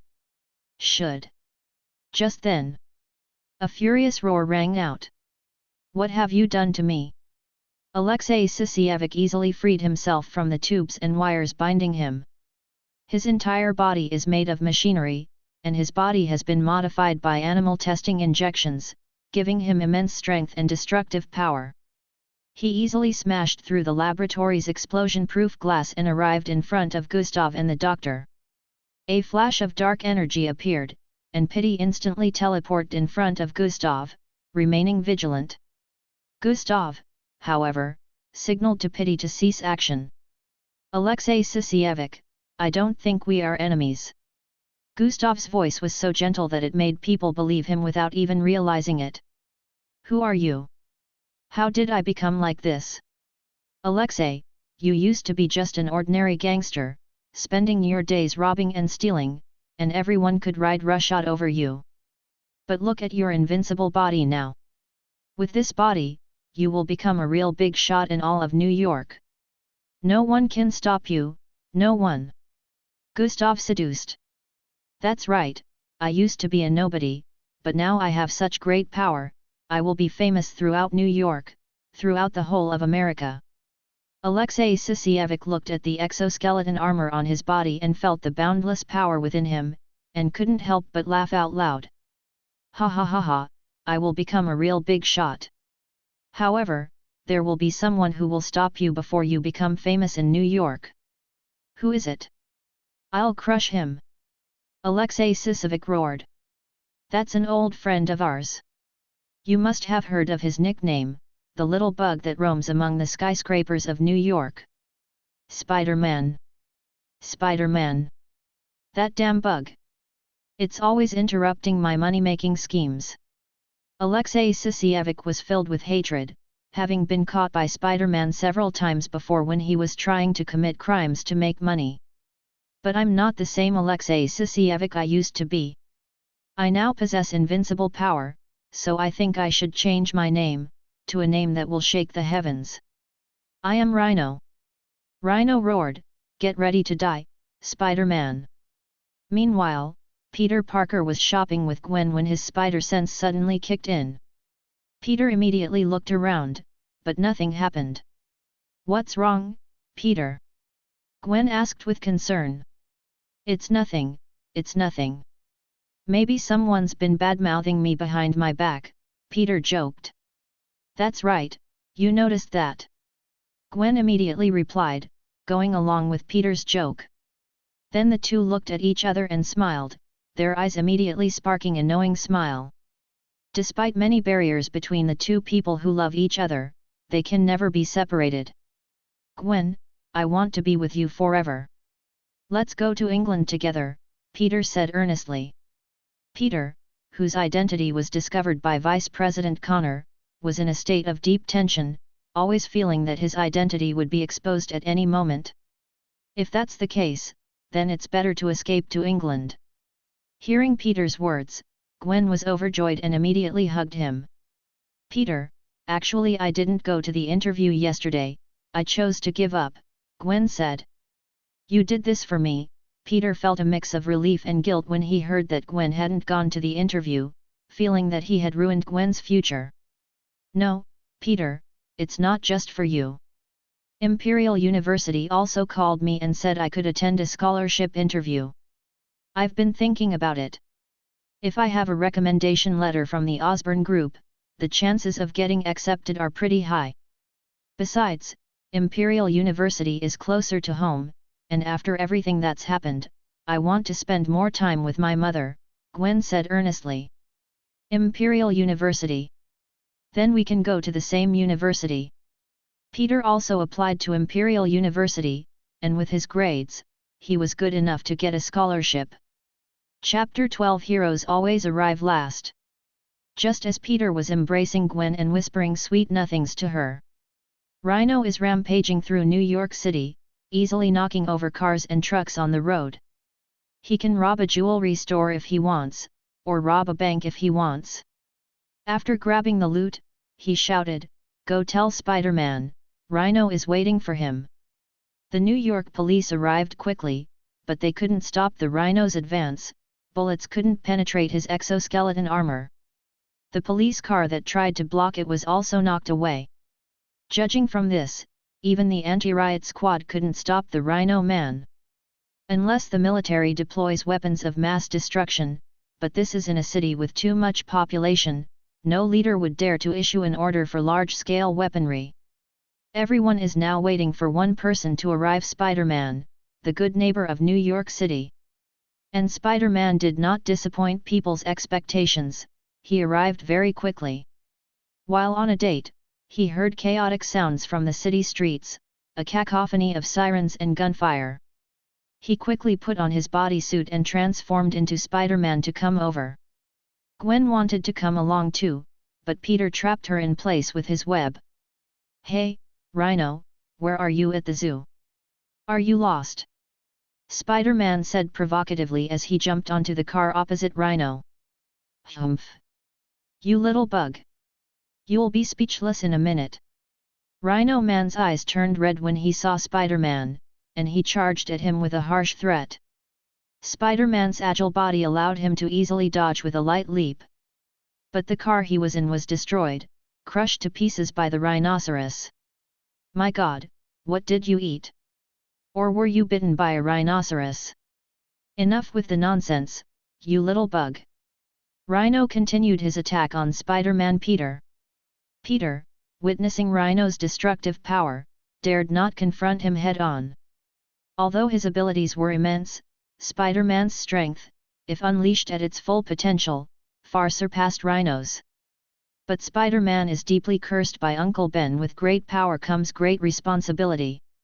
He dared not use his full strength at all, and could only nimbly dodge and weave, occasionally using his spider silk to hit manhole covers, fire hydrants, car doors and the like at the Rhinoceros Man. But this was completely useless. The Rhino's exoskeleton armor was incredibly tough and impenetrable. Cutasif's Rhino exoskeleton armor, crafted from alloy, was extremely powerful. "All you do is hide? Little bug, try this." The rhinoceros's exoskeleton armor deformed its hands, revealing machine gun barrels inside. Bullets gushed out, relentlessly shooting at Spider-Man. "You even used weapons, you're cheating," Spider-Man said, annoyed. "When and how did our enemies become like this? Last time it was the Lizardman, this time it's the Rhinocerosman, will the Vultureman come next time?" Although Rhino's firepower was fierce, it couldn't hit Spider-Man at all. Peter, with his spider sense, easily dodged it. But while he managed to dodge it, the surrounding buildings and vehicles suffered damage. "Think of something quick, Peter. How many steps do we need to take to get this rhinoceros into the zoo? The first step is to open the door, right?" Although the situation was urgent, Spider-Man was quite talkative during the fight, constantly spouting nonsense. "Die, Spider-Man!" Rhino fired a missile at Spider-Man Peter. Peter easily leaped up and dodged it, but his expression changed the moment he jumped. Unexpectedly, Gwen arrived at the scene at some point, right in the direction the missile had been fired. It turned out that Gwen was worried about Peter, so she cut the spider web and drove over. The missile hit Gwen immediately, and Peter grabbed the ejection spider web. But it seems a bit too late. At this critical moment, a flash of lightning appeared, and a strange blue figure appeared out of nowhere, its body constantly crackling with lightning. It took off into the air and, at incredible speed, grabbed the missile and ran towards the sky. Boom! The sound of bombs exploded, the smoke cleared, revealing a blue-skinned figure with strange armor and two wire-like horns on its head, looking quite bizarre. "Who are you?" "Thank you for saving Gwen," Spider-Man Peter said, swinging over. Fortunately, this person appeared in time, and Gwen was not injured at all. "I think you should thank me." A roar came, and Harry made a dazzling entrance on a luxury motorcycle. "Harry? What brings you here?" Peter asked in surprise. "Heroes always appear last, don't they? But now's not the time for reminiscing." Harry looked at the rhinoceros. "There are more and more annoying guys. Kill them all." The rhinoceros man charged in, and the earth trembled. "Hey, Gwen, get in the car, don't get in their way." Harry held out his hand to Gwen. Gwen glanced at the charging rhinoceros and quickly grabbed Harry's hand to get on the motorcycle. Harry floored the accelerator and sped off into the distance. "Electroman, stop him," he commanded the Electroman Humidor as he ran. "Mr. Osborn, what is that? Gwen asked from behind. Osborne Corporation's new technology, I made it, isn't it amazing? Harry turned around and smiled. Peter watched Gwen and Harry chatting and laughing, and suddenly felt a jolt in his heart. He didn't know why, but he just felt that something was wrong. But now is not the time to think about that, dealing with the rhino is the most important thing. Meanwhile, the electro-humagear had already engaged in battle with the Rhino Man. This electric humagear is the magia that Harry created. Inside the mechanical armor manufacturing room, this boost key was only created after all the genetically modified electric eels had been used up. The electro-humagear, who forcibly transformed using this ascension key. No, it should be called now, the electro-human demon machine. The humagear, possessing a combination of ARC technology and gene-edited experimental animal injections, is extremely powerful in combat. However, it wasn't very stable. Harry felt that this creation of the magia was somewhat of a failure. It seemed that he still needed to collect more emotions and try to activate more of Zea's and Ark's abilities. The electric jet from the Electroman exploded on the Rhino Man. The Rhino's exoskeleton armor is made of metal and has extremely high conductivity, so the Electroman's attack is equivalent to causing real damage to the Rhino. However, after being modified with Rhino gene editing experimental animal injections, the Rhino humans possessed strong physical abilities and a certain degree of self-healing, and managed to withstand the attacks. Moreover, after being electrocuted, the rhinoceros became even more violent, causing destruction everywhere. Thunder Boy, do you have any other tricks up your sleeve? Something to put this big rhinoceros to sleep? Spider-Man Peter said helplessly next to Electro the robot. Electro was out of options, but Harry had a solution. Chapter 13 Military Call. In good times, Peter is there, in bad times, I, Harry, am the only one who can help. Harry stood at a distance, and Gwen stood beside him. Peter, help me hold this big guy off for a bit. Harry shouted. Harry was actually 200 or 300 meters away from Peter, but with Spider-Man Peter's abilities, he could still hear Harry clearly. Whether Rhino will hear Spider-Man Peter's true identity is not something Harry should worry about. The key is that Spider-Man entangles Rhino, and then Harry manipulates Electro to enlarge the robot and take down Rhino in one go. Electro, absorb underground power. Harry mentally connected with Ark and gave the command to Electro the gadget. Upon receiving the command, Electro appeared in a flash and then used his electric energy to blast open the ground, revealing thick cables. The cable also bears the mark that it was manufactured by the Osborne Group. This is the city's power grid from the Osborne Group. The electric man reached out and lifted the cable, then forcefully tore it in two. Then Electro used his abilities to control and absorb electrical energy. A violent surge of electricity erupted and merged into the electric man's body. The blue light emanating from Electroman's body grew increasingly brilliant, and his abilities became more and more powerful. As Electro's abilities improved, the entire city was plunged into darkness. The entire city's electricity was absorbed by the Electroman Golem. The only light in the entire city came from the electric robot puppet. Wow, that's amazing! Harry exclaimed, filming the scene from a distance. He wanted to film the performance of the Electroman robot for use in his later plans. Peter, standing nearby, was also shocked by the immense power revealed by Electro's absorption of electricity. Then, without warning, Rhino grabbed him by the neck and pinned him to the ground. Harry, are you done yet? If you're not done soon, you'll only see a dead spider, Peter complained. Ready? Electro, unleash your ultimate attack. This move is called Thunderbolt. Of course, this is just a name. In reality, the electric light channeled all the electricity in his body to his hands and shot it out as an electric energy laser. The energy was so powerful that even the Rhino Man's indestructible exoskeleton armor couldn't withstand it, instantly turning into fragments and then piercing through the Rhino Man's body. Even though Rhino was an enhanced human, he couldn't withstand the attack launched by Electro, who absorbed the electricity of the entire city. The attack ended, and the rhinoceros man collapsed heavily to the ground, a large hole exposed in his chest, from which a burnt smell emanated. I actually fell here. I am the Great Rhino Man. The Rhino Man, as expected of a cyborg, was still alive despite having his chest pierced and his heart and internal organs gone. He lay on the ground, making intermittent sounds. "Oh no, hang in there, I'll call an ambulance right away." Spider-Man is indeed Spider-Man. Even in this situation, he worries about his enemy. He was very worried that the rhinoceros man would lose his life. Harry didn't even glance at the rhino, and rode his motorcycle directly to Electro's side. After that attack, the electric demon puppet was finally damaged, its body unable to withstand the strain, and it was basically unable to continue fighting. Harry had no choice but to pull Electro's ascension key off him, since he couldn't lift the big guy.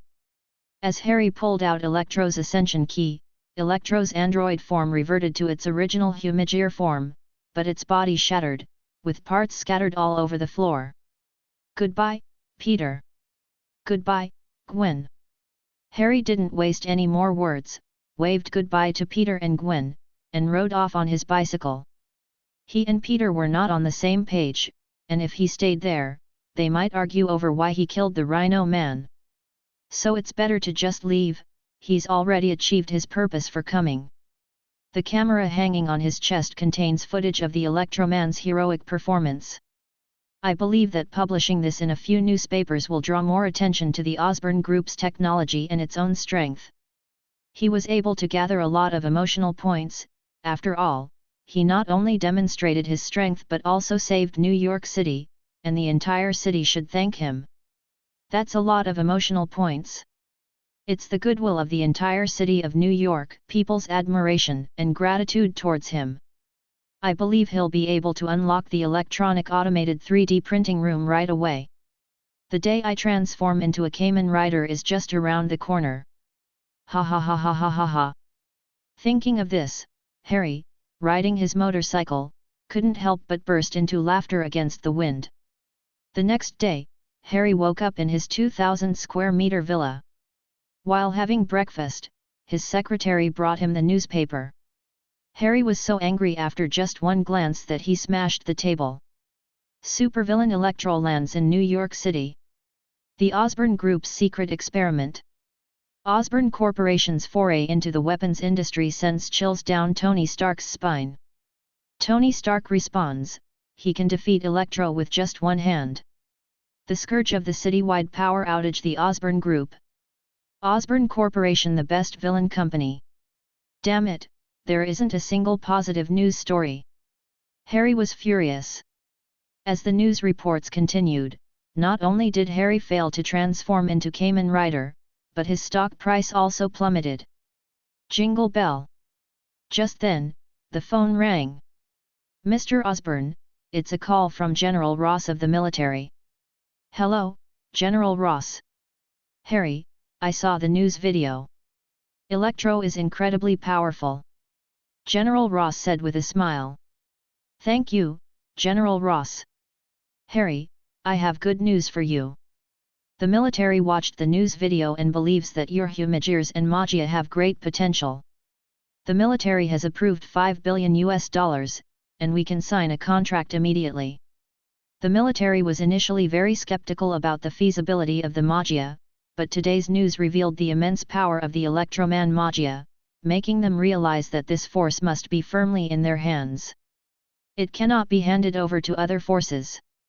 Fortunately, Harry Osborn was very cooperative and enthusiastic about working with the military, so the military did not use any means to coerce him. They planned to invest money, to buy back their friendship with Harry. As long as it could be solved with money, nothing else mattered. "Thank you. Thank you very much. I will immediately arrange for personnel to liaise with the military." After the contract is signed and the funds are received, General Ross can also send someone to the Magia factory to supervise the process, Harry said with a smile. He plans to share all Humajir technology with the military, and not just the military, but any force, good or bad, that wants his technology. Take them all, don't be shy, make lots of Humajirs. Make more Humajirs for him. When the whole world is using Humajirs, that will be the time he unifies the entire world. Chapter 14 Wilson Fisk. Harry didn't get involved in the signing. He wrote a letter of authorization and had his secretary handle it on his behalf. In any case, the contract was not important to him or the military. What's important is him as a person and his Humajir technology. After the secretary left, Harry quickly drove to the Osborne Group. He discovered that Ark's malicious emotions had increased significantly. Although Harry didn't become New York's savior, he has, ironically, gained notoriety throughout the city. As the news spread, the entire city of New York learned that the Osborne Corporation was manufacturing a dangerous weapon. And yesterday it also affected the power supply throughout New York City. Most people condemned the Osborne Group and Harry. Although Harry saved New York City, most people didn't care about that, they only cared about the losses they suffered and the malicious news from unscrupulous media. I would like to give a special shout out to the Daily Bugle, they were the most ruthless in their attacks. Even when Harry arrived at the Osborne Group's gate, he found people holding up signs to protest. Great, this is so American. Harry looked at the people from the Osborne Group, and those holding up signs protesting against him. He wasn't angry, on the contrary, he was very happy. Because of these protests and insults, they can be converted into malice points, which can be used to activate more abilities for Ark, allowing Harry to gain even greater power. Go for it, guys! Harry shouted, sticking his head out of the car window.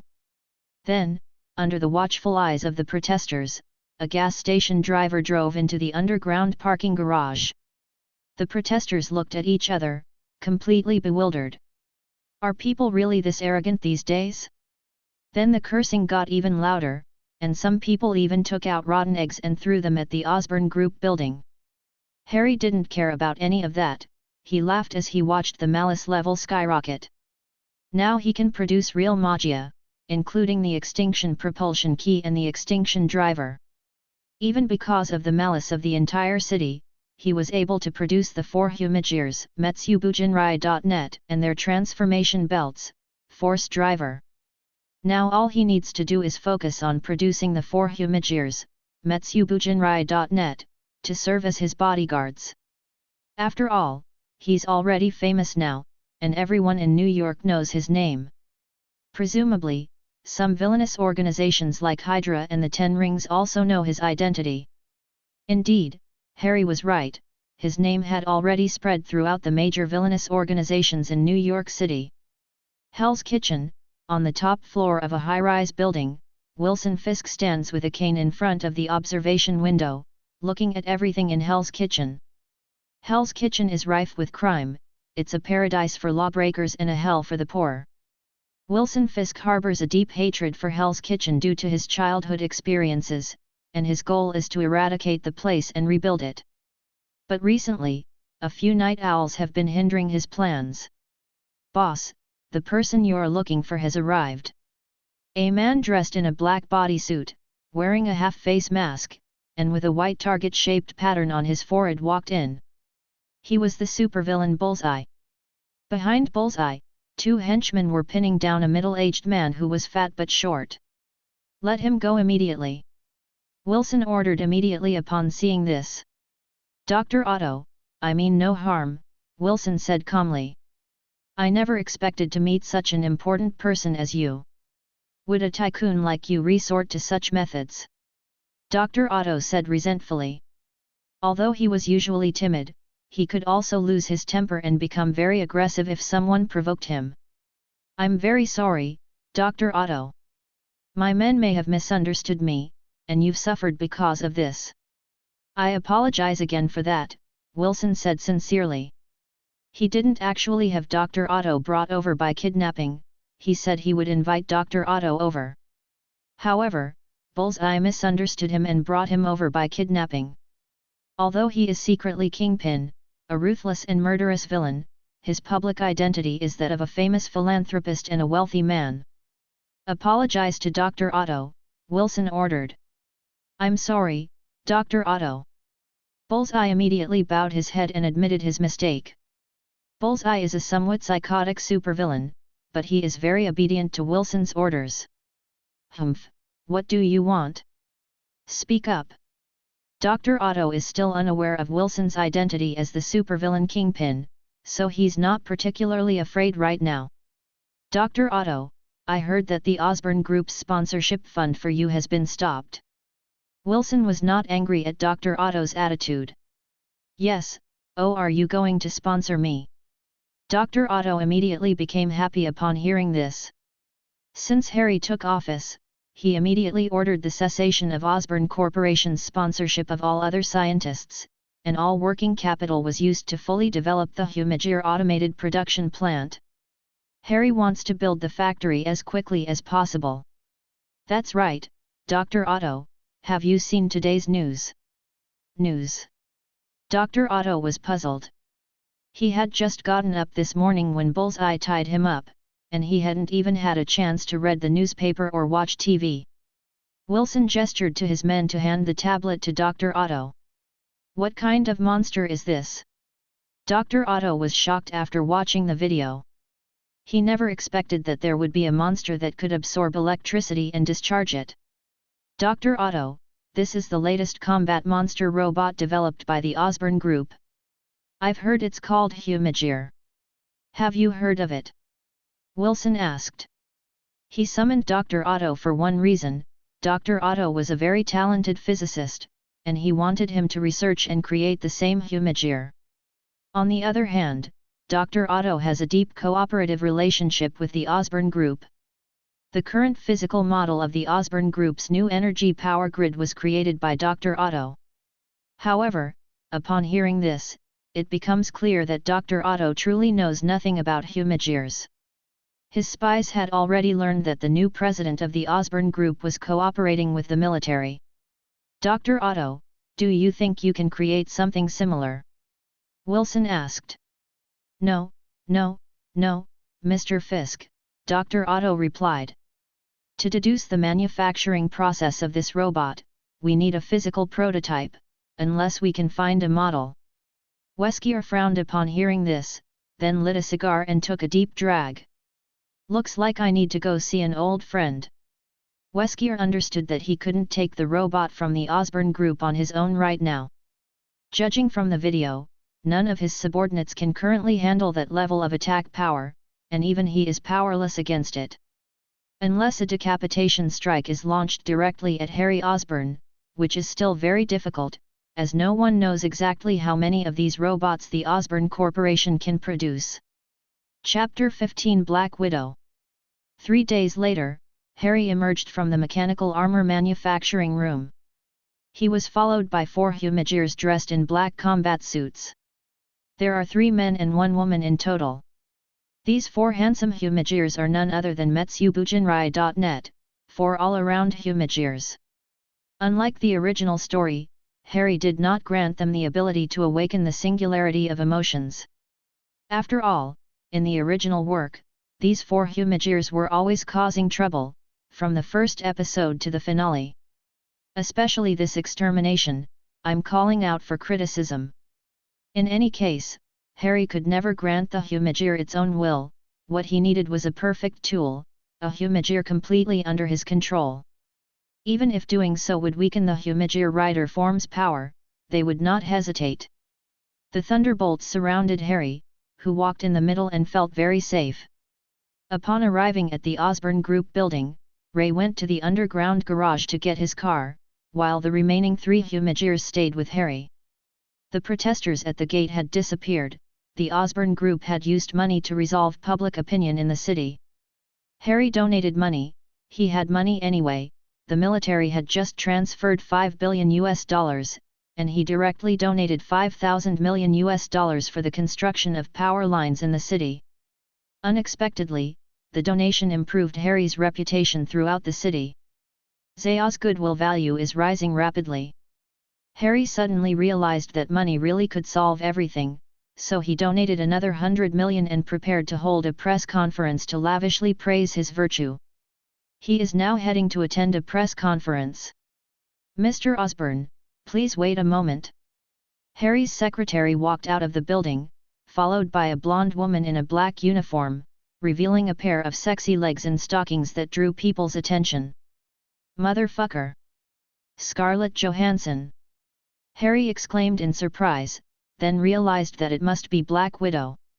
Scarlett Johansson? Who's that? Hello, Mr. Osborn, my name is Natasha Romanoff. Black Widow Natasha extended her right hand to Harry. Harry extended his right hand to shake Natasha's hand, then looked her up and down. She does look a lot like Scarlett Johansson, but she is much taller than Scarlett Johansson, about 1.7 meters tall. Natasha didn't mind Harry's scrutinizing gaze, she was quite confident in her figure. Natasha's purpose in coming here was to get closer to Harry, gain his trust, and assess Harry Osborn's values and mental state. Because he mastered the technology of the Humagears, and the power of the Magia was seen throughout New York and even the whole of America. If Harry loses control of this force, it will be a disaster for all of New York. Therefore, Nick Fury, the director of SHIELD, sent Natasha to approach Harry. After all, Harry is just an 18-year-old who has just graduated from high school. At that passionate age, he is the kind of guy who likes blonde girls in black stockings. Mr. Osborn, this is the newly hired finance staff member. She is in charge of managing the Osborn charitable organization that you have just established, the secretary introduced. Harry nodded. Since donating money would earn him goodwill points, Harry immediately set up a charity to maximize the use of every penny he had. Miss Natasha, let me explain the work you need to do.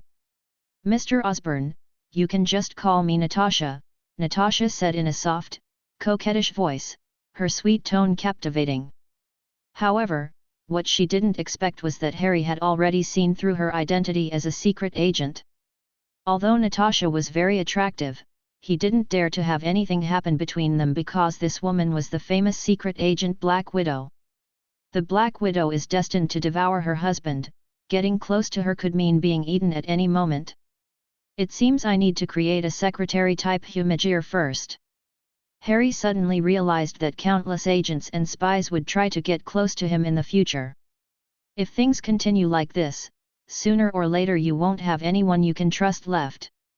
Use Natasha for now, then find an excuse to fire her later. Miss Natasha, please focus on your work, Harry said in a deep voice. I'm very sorry, Mr. Osborn, I will focus on my work. Although she didn't know why Harry had become so cold towards her, she immediately adjusted her mindset and got into work mode. Approaching Harry through work was one of her options. There is only one reason why I founded the Osborn Charities. Upon hearing this, Natasha immediately speculated, was it a good deed? Or was it to avoid taxes? That's so that my name will resound throughout America, and even throughout the world.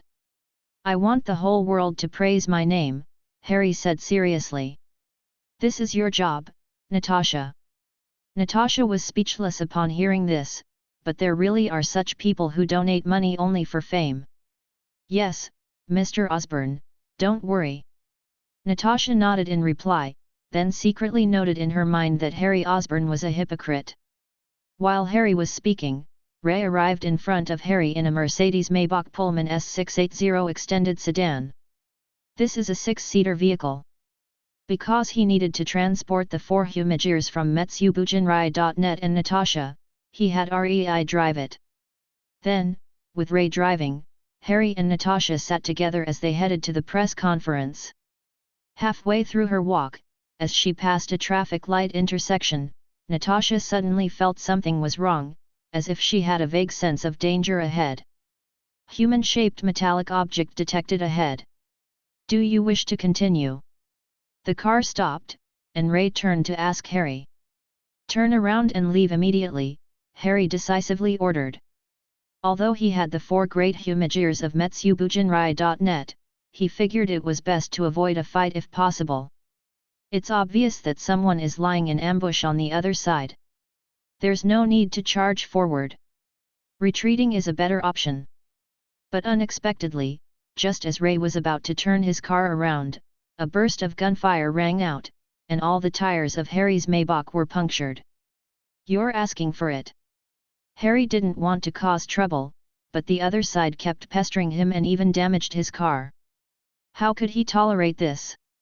Harry and the 4 Humagears from metsubujinrai.net got off the bus. Me, scan the surroundings and find the gunman's location. Me took a step forward, holding a Japanese katana in his hand, and guarded his surroundings. Just then, another burst of gunfire rang out, bullets flying toward the 4 Humagears. At the same time the gunshot rang out, Me drew his knife and slashed 3 times, deflecting the 3 bullets. However, because Wang was a bit far away, the distance was insufficient, and he was unable to deflect the bullets. However, the Humagear that was also incredibly powerful simply turned its head and dodged the bullet. Chapter 16. Kamen Rider appears. The 4 Humagears from metsubujinrai.net are all-around Humagears, each of them being equivalent to a well-trained, all-around warrior. In terms of physical structure alone, it is much stronger than a novice Humagear. Cutting bullets with a knife and dodging bullets are standard operating procedures. So these are Humagears. Natasha murmured to herself, standing to the side. These 4 Humagears were almost as strong as her, not to mention the even stronger Magia. What kind of genius is Harry Osborn that he could create such technology? Clap clap clap, a round of applause rang out. As everyone looked, a muscular, overweight man, 2 meters tall, walked out of the building across the street. He was accompanied by 2 strange men, one wearing a scorpion-shaped mechanical armor and the other wearing a black tight-fitting uniform with a target pattern on his head. One of these 2 is the villain, the Scorpion Man. The other one is the villain Bullseye. What a powerful machine, Harry. Of all the scientists I've ever met, you're the most brilliant one, Wilson said earnestly. Nonsense, do you need to tell me that, you fatso? Harry said rudely. Having damaged his luxury car, he had no intention of letting these 3 villains leave alive. If you offend him, you'll be sent to hell. You're really too kind, kid. Wilson hadn't expected Harry Osborn to be so rude to him. As the king of the New York underworld, he had never been treated like this before. Don't cry when you fall into my hands. Just the 3 of you. Harry looked around and, not seeing anyone else, said coldly, 4 against 3, looks like we have the advantage. 4 Humagears from Destroyer.net confronted Wilson and his 2 companions. Is that so? Wilson laughed. A strange man clad in vulture-themed mechanical armor descended from the sky. He was the villain Vulture. Behind metsubujinrai.net, a dark energy flashed, and a girl in a black bodysuit appeared. She was Pity, one of Gustav's subordinates. Gentleman Gustav and Kingpin Wilson have teamed up.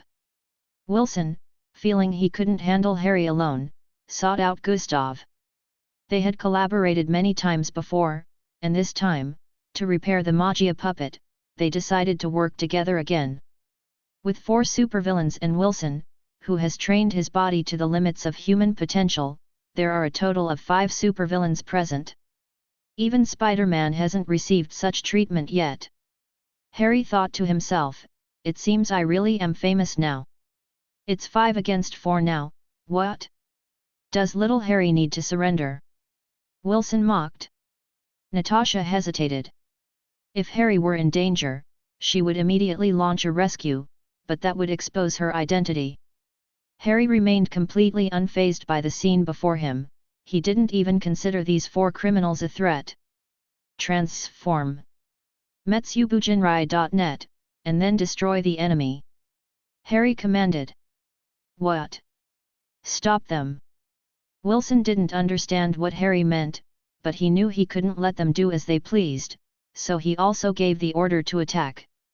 In an instant, dark energy, lasers, ultrasonic waves, and machine gun bullets shot towards the 4 Humagears from Metsubujinrai.net.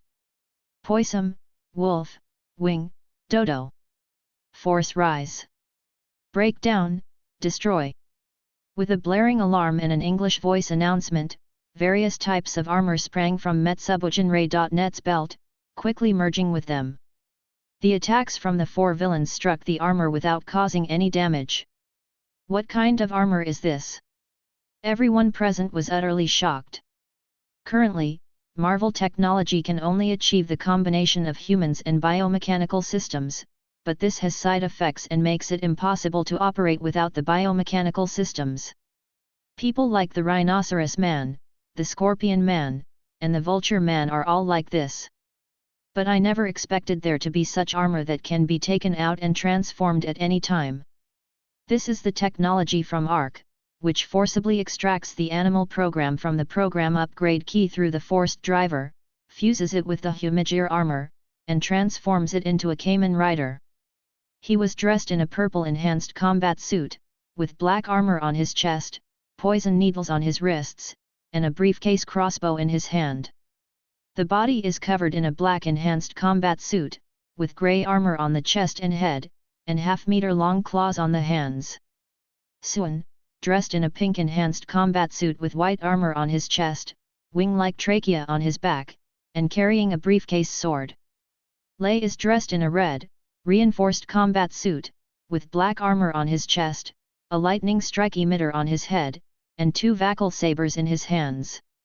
This is Kamen Rider Metsubujinrai. As the transformation was complete, Kamen Rider Metsu launched the first attack, picking up his briefcase crossbow and firing at 4 enemies. Purple energy arrows were fired from the crossbow in the briefcase. Apart from the Scorpion Man who was unable to dodge and was hit, none of the other enemies dared to take the hit head-on. The Vulture took flight, and Kamen Rider Jin followed suit, the 2 flying beings engaging in battle. Pity used dark energy to teleport to a short distance away, but Kamen Rider Wan had already spotted her and attacked her at incredible speed, his claws imbued with the power of wind and snow. Bullseye wasn't a superpowered criminal, so he could only awkwardly dodge Metsubu's attacks. But Kamen Rider Rai targeted him and slashed at him directly with his sword. Bullseye quickly drew his katana from his back to block the attack. However, Kamen Rider Rei's strength is 17 tons, which is beyond the reach of ordinary people. He directly knocked Bullseye away. Then, Kamen Rider Rei took advantage of the situation and leaped into the air. With a jumping force of 25 meters, Bullseye had no chance of escaping. The last remaining Scorpion Man ended up fighting Kamen Rider Metsubu. Thanks to the superiority of his mechanical armor, the Scorpion Man managed to fight Metsubu to a draw. All 4 have found opponents, and now only Harry, Natasha, and Wilson are still stuck in the same place. Harry, you are a genius. The weapons and armor you create are incredibly powerful. Wilson said fiercely, rubbing his hands together as he looked at the lone Harry. But you forgot one thing, when all your Humagears are fighting, you're all alone. Having said that, Wilson strode heavily toward Harry Osborn. Boom! Seeing Wilson's movements, Natasha, with decades of experience as a secret agent, immediately sprang into action. She took out the lady's pistol she had hidden on her person and shot it at Wilson. When Wilson was hit by bullets, he quickly used his arms to protect his head. He was wearing a bulletproof suit, and his head was the only vital point. All right, Natasha, stop attacking. I don't even consider a mere fatso a threat. Harry gestured for Natasha to stop. Natasha stopped attacking upon hearing this, but she did not lower her gun and remained on guard. Wilson was also puzzled by Harry's behavior. Amid their confusion, Harry pulled out a green ascension key. And the yellow belt that was already worn around her waist was revealed. Harry pressed the prototype key, which then emitted a bright sound. Spider. Chapter 17 Kamen Rider Spider. Spider. A deep English voice came from the dark green ascension key in Harry's hand. This ascension key was created by Harry using the venom left by the genetically modified animal that bit Spider-Man. This program sublimation key has many flaws and cannot fully unleash the potential of the genetically modified spider. But it is indeed the most suitable ascension key for Harry at this stage. After all, in the original story, Harry Osborn used spider venom to transform into the Green Goblin. And he can transform using this program upgrade key without any problem. Don't even think about it. As his enemy, Wilson naturally wouldn't just stand by and watch him transform. Having just witnessed the transformations of the 4 Humagears from metsubujinrai.net, he naturally had to stop Harry now. Wilson used his right hand to protect his head, preventing Natasha from attacking him again. Wilson leaped towards Harry. Although Wilson's running speed was not very fast, his explosive power was extremely strong. This leap covered a distance of 10 meters and he was instantly in front of Harry's face. The situation was extremely dangerous, but even though Natasha was right next to him, she didn't try to stop Wilson. The director of SHIELD had ordered her to examine Harry Osborn, so she also wanted to see how Harry would resolve the predicament. If Harry can resolve his predicament on his own, SHIELD will give him a top rating. Nick Fury has a big plan in the works, and Natasha anticipates that Harry Osborn might be key to the success of that plan. However, there was really no need for help, the cassette tape in Harry's hand was just for show. With Ark and Zea, he can connect the belt and the program upgrade key with just his thoughts. You could say he can transform in an instant. How rude! Ha blocked Wilson's attack with his right hand. His right hand was partially covered with black combat gear. What? Wilson was shocked. You see, he was a man whose body was 99% muscle. Having trained to this extent, he could be said to be the strongest human on Earth, excluding superhumans such as those with superpowers or magicians. He can lift a 25-ton iron block with his bare body. Harry easily blocked this powerful blow. Because Harry had already begun his transformation at that very moment. Unlike Humagears and other Kamen Riders, he can freely control and perform partial transformations. Harry wasn't going to lecture Wilson about martial ethics while he was still in shock. He started by throwing a left jab at Wilson's eye socket, followed by a right roundhouse kick to Wilson's waist, and finally a left front kick that sent him flying. Force rise. Break down, destroy. The music emanating from Harry's belt accompanied his triple whip strike, and Harry Osborn's transformation was complete. With its jet black enhanced combat suit, dark green armor, and 3 spider legs on its back, it looks like a typical villainous knight. If you put that in a tokusatsu show, it would get ganged up on by righteous people. But here in Marvel, Harry severely injured Wilson with just one sneak attack. No matter how strong Wilson is, no matter how much muscle he has, he is still just a normal human being. Kamen Rider Spider, transformed from Harry, has a punching power of 13 tons and a kicking power of an astonishing 35 tons. Moreover, this is only the initial data. If energy is supplied through a forced drive, his punching and kicking power will be 4.8 times stronger.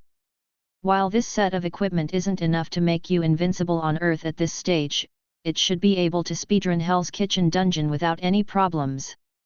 Harry Osborn. Wilson roared as he lunged at Harry.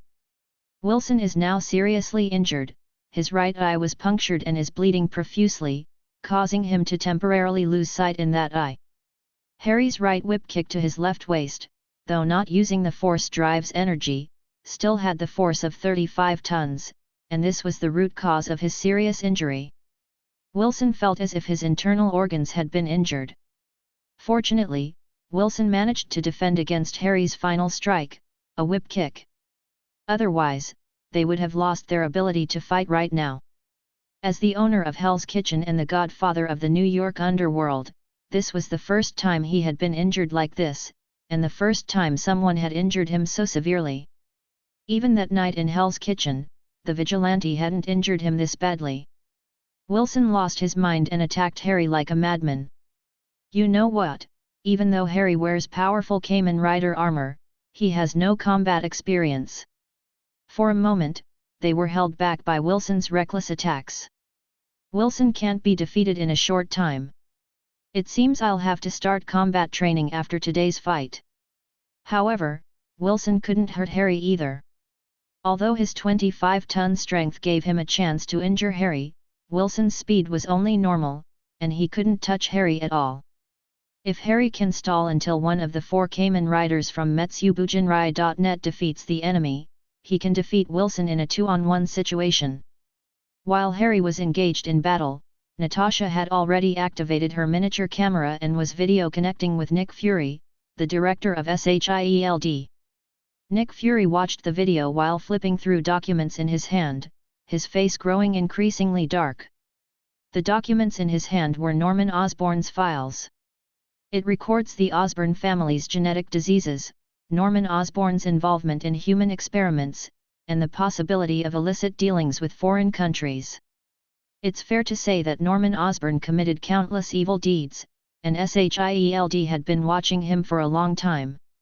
If he hadn't died suddenly, SHIELD would have already gone to eliminate him.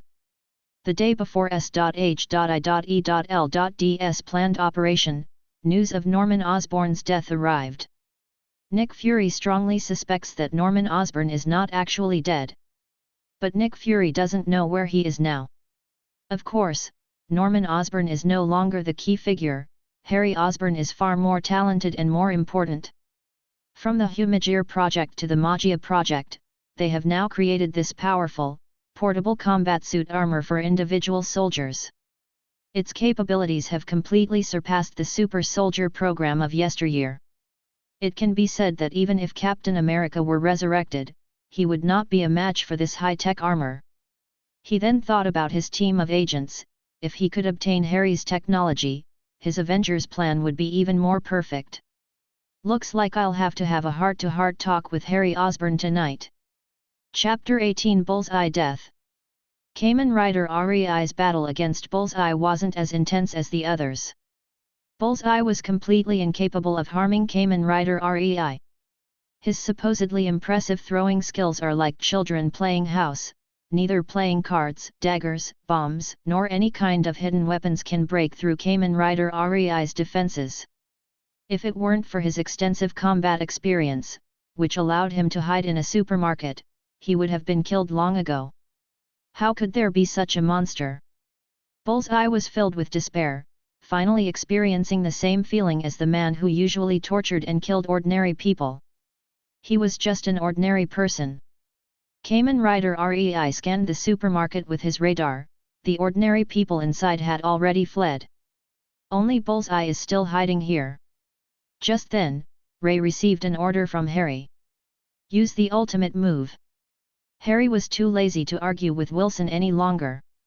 He ordered the Kamen Riders to quickly deal with the enemies so they could come to his aid, since his enemy was just an ordinary person. Everything is in accordance with Ark's will. Kamen Rider REI immediately took action, pushing the force driver with one hand, extracting energy from the Dodo Progrise key. First, the energy flows to the lightning amplification device on the head. Through this device, the energy is converted into lightning, and then the lightning is transported to the hands. The lightning amplifiers in both hands will increase the attack power and range. Zetsumetsu Utopia. An English voice came from Kamen Rider REI's belt. Kamen Rider Rai unleashed his crimson lightning energy, which wrapped around his hands, throughout the entire supermarket. Bullseye realized something was wrong as soon as he heard the voice, but it was too late. He had nowhere to escape from inside the supermarket. The entire supermarket exploded and shattered under the attack of Kamen Rider Rai. The destructive power of real-life Kamen Riders is hundreds or thousands of times more exaggerated than in the anime/manga series. This is just a regular Kamen Rider. If it were the final form of a Kamen Rider, destroying a city would be a piece of cake, and some could even destroy a planet. Bullseye was destroyed by Kamen Rider Rai's attack, and the supermarket was reduced to fragments. Looks like it's over. Harry knew it was over as he watched the explosion in the distance. Wilson looked at Harry, panting. Although his stamina was extraordinary, it wasn't particularly exaggerated. He was simply exhausted from the intense battle. If Harry were to use his special move now, he could quickly eliminate the enemy. However, his spider prototype ascension key was incomplete. Even if he used the power of Ark to forcibly transform, some functions were still missing. It's like this ultimate move can't be used, otherwise we would have taken down that big fat guy Wilson long ago. However, now all we need to do is wait for Kamen Rider REI to arrive, and we can take care of Wilson. Harry wouldn't let these villains cause him trouble like others, he'd eliminate them at the first opportunity. Like the Rhino Man before, he controlled the Magia to kill him directly. Either we're friends, or you die. Just then, a flash of dark energy appeared, and Wilson vanished. Pity. As expected, enemies with spatial abilities are very difficult to deal with. Before I knew it, Pity had managed to escape with Wilson. It seems that Bullseye's death had alerted her. Harry connects with the 4 Humagears from Destroyer.net and learns that Scorpion and Vulture have also been rescued by Pity. What a pity, Harry said calmly. Harry just felt a little disappointed. These villains weren't good enough for him. They got away this time. Next time they met, he'd just have to be careful to kill the Pity who can teleport first. He will be even stronger next time. Harry deactivated his transformation, revealing his young and handsome face.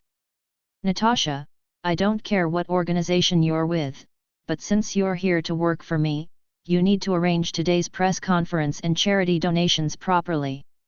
Harry turned to look at Natasha.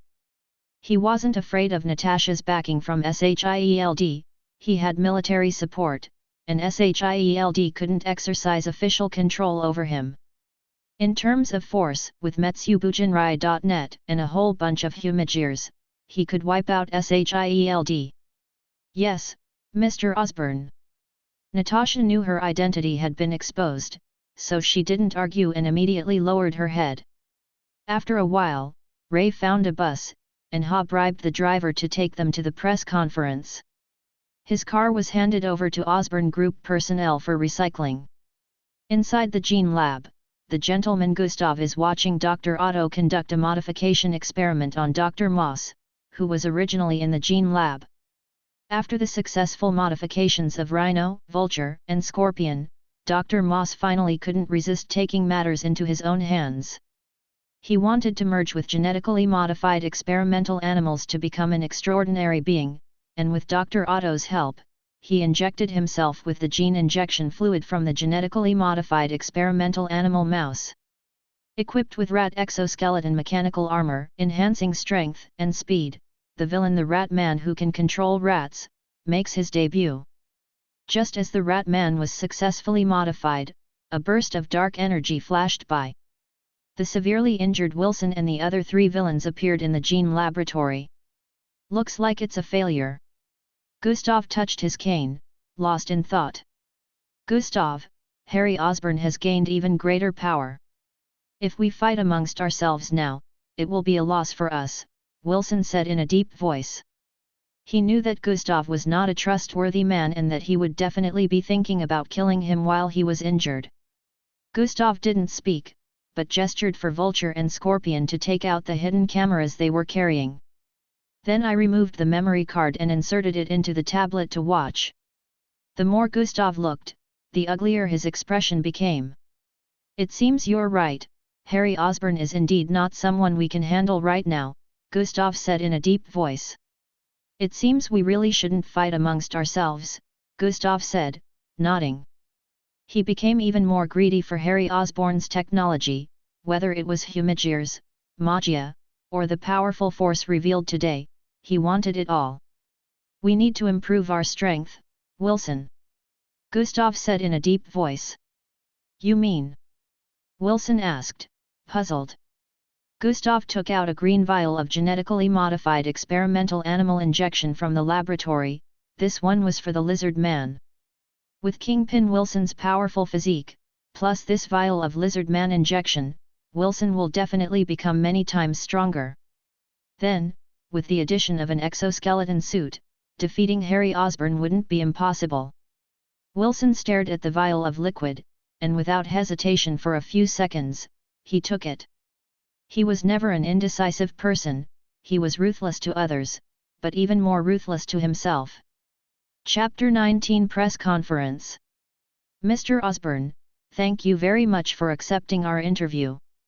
Could you tell us what prompted you to make the decision to donate $100 million? At the press conference, a reporter asked this question.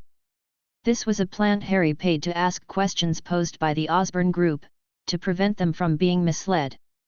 Hello, I'm very happy to be here to share my thoughts with you all. Actually, I have always been very concerned about social issues and hope to make some contributions to society. This donation is my way of giving back to society, and it is also my expectation and vision for the future. Harry had already memorized his lines and had even secretly transcribed the interview dialogue on his hand. Hello, Mr. Osborn. Someone told me that a supermarket was blown up on your way here. Is that true? This is a reporter from the Daily Bugle. Harry didn't give them any money. A private press conference. Who let you in? Drag him out. Harry hadn't invited the Daily Bugle, knowing their reporters often smeared him, but despite all his planning, they still managed to sneak in. The two Humigears, me and Lay, immediately obeyed the order and dragged the Daily Horn reporter out. Mr. Osborn, do you know this is a live broadcast?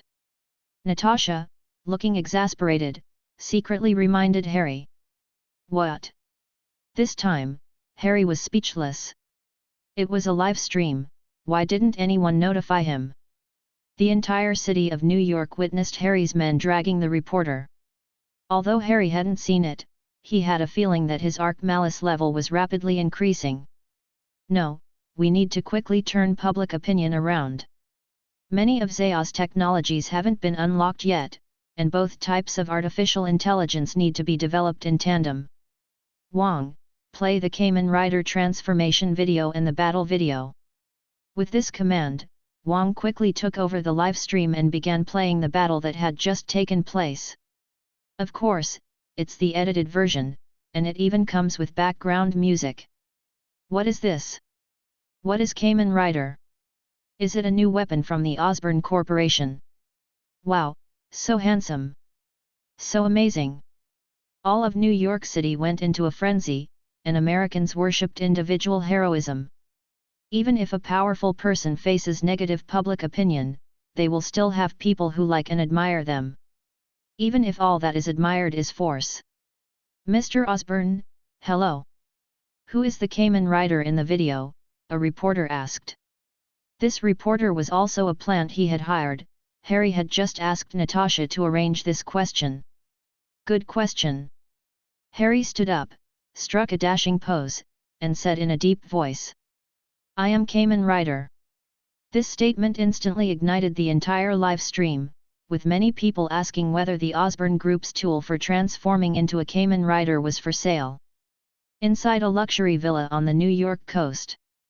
Tony Stark had just heard Harry say this while watching the Osborn Group's press conference live. This guy's a real actor. Tony exclaimed. He felt that this phrase suited him perfectly, and he also wanted to put on a show at this kind of press conference. Jarvis, do you think I should make an armor similar to Kamen Rider's to show off? Tony asked a handsome man next to him. The man looked to be in his 30s and resembled Vision from the Marvel Cinematic Universe, though only in appearance. He was not Vision who had fused with the Mind Stone. He is the artificial intelligence robot that Tony Stark created after seeing the Humigear that Harry made, and he stayed up for several nights to build it. In terms of performance alone, it has surpassed Humigear, because Tony has integrated Jarvis into it, and now Jarvis is controlling the robot. However, it is stronger than a low-level Humigear in terms of combat power, but much weaker than a Magia. Boom! A loud bang suddenly rang out. Sir, the villa has been attacked by missiles. The security system has been compromised and is no longer operational, Jarvis told Tony. What? Jarvis, play the enemy footage to determine their location and numbers, Tony asked calmly. Jarvis instantly played the surveillance video, which showed a group of mercenaries in grey clothes breaking down the villa's gate and about to enter. Even the sturdiest and most bulletproof door of Tony's luxurious villa couldn't withstand the missile bombardment. It was quickly destroyed, and the enemy entered through the gate. There are 12 enemy soldiers, fully armed. I recommend an immediate retreat, Mr. Stark. I will stay here and attack the enemy, sir. You should leave now, Jarvis said. Okay, you stay here and hold off the enemy, I'm off. Tony Stark, who hadn't yet become Iron Man, didn't have a high level of awareness. Jarvis was, after all, just a robot. As long as the data was there, damaging the body wouldn't kill him. All we need to do is recreate Jarvis's body afterwards. Tony abandoned Jarvis and hurried upstairs, where there was a dedicated helicopter platform on the rooftop. Once you get on the plane and leave, everything will be fine. As soon as Tony left, the mercenary squad stormed in and opened fire on Jarvis. Jarvis is made entirely of alloy, making him impervious to bullets. Jarvis stormed into the mercenary group and was unstoppable, but Tony did not instill the concept of killing in Jarvis. Jarvis only attacked, not targeting vital areas.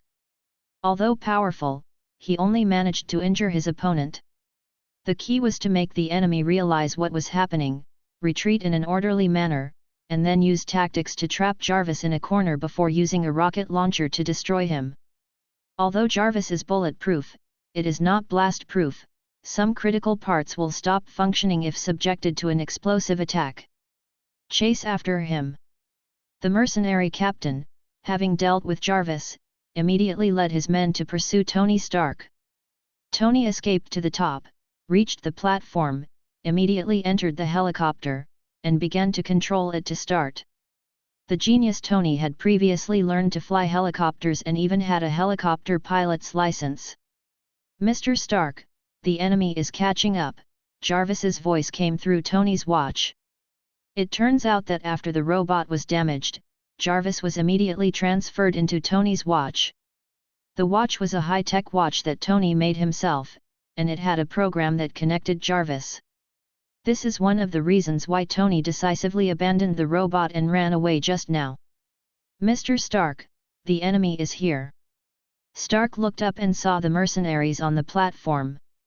Fortunately, Tony's helicopter had already taken off. Upon seeing this, the mercenaries immediately opened fire, but Tony's helicopter was bulletproof and the bullets couldn't penetrate it. Just as Tony breathed a sigh of relief, a voice that filled him with despair came. Sir, the enemy is using rocket launchers, and the brand is identified as being manufactured by Stark Industries. Fake. Chapter 20 Pepper Pots. Fuck. Tony might not care about other people's weapons, but he knew his own weapons well enough to know that helicopters definitely couldn't withstand the attack. The instant the enemy launched the rocket, Tony opened the helicopter door and jumped into the swimming pool below. With a loud bang, the helicopter turned into a fireball, and the shockwave from the explosion spread out, reaching Tony. The shockwave also included some helicopter debris, some of which entered Tony's chest. Tony fainted instantly, not even reacting when he fell into the swimming pool, and sank to the bottom. Just then, 3 armed helicopters arrived and began firing wildly at the mercenaries on the rooftop of Stark Villa. The mercenaries were routed by armed helicopters because there was nowhere to hide from the bullets on the rooftop. Meanwhile, a black man who appeared to be in his 30s was looking into the pool from one of the helicopters, as if he had spotted something.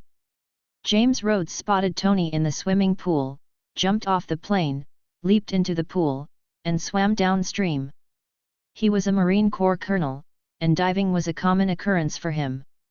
He quickly pulled Tony out of the water. But Tony was already seriously injured at this point, with a gash in his chest from which blood was flowing uncontrollably. If this were the real world, then we could basically declare Tony Stark dead. But this is the Marvel Universe, so I can only say anything is possible. Colonel Rhodes, there are emergency medical facilities on the ground floor of the villa, Jarvis's voice came through Tony's watch again. Rhodes wasn't surprised, because he was Tony Stark's close friend and the representative of the military and the Defense Procurement Department in their cooperation with Stark Industries. He knew many of Tony's secrets. It's no exaggeration to say that Tony knows how many women he changes with every week. Rhodes quickly picked up Tony and directed his men, the soldiers who had just come down from the armed helicopter, to clear the way and be careful of any remaining enemies inside the villa. Rhodes quickly arrived below, following Jarvis's instructions. After placing Tony on the specialized equipment, Jarvis operated the machine to provide temporary relief to Tony. But this is only a temporary option. Rhodes has informed the military of the arrangements, and the best surgeons in New York are on their way. Half an hour later, the best surgeons in all of New York arrived and were performing emergency surgery on Tony Stark in the basement morgue of Stark Villa. A day and a night passed, and the surgeon emerged from the intensive care unit. "Dr. Strange, how is Tony?" Pepper Potts, who was waiting anxiously outside, quickly stepped forward and asked. She rushed over immediately after receiving news that Tony had been attacked. And he stayed outside for a whole day and night without drinking a drop of water. Pepper Potts probably didn't even realize that she had already fallen in love with this playboy. She usually kept her heart closed off, but at this moment she wished she had been the one who had been hurt before, rather than see Tony suffer any harm. "The surgery was a success," Dr. Stephen Strange said in a deep voice.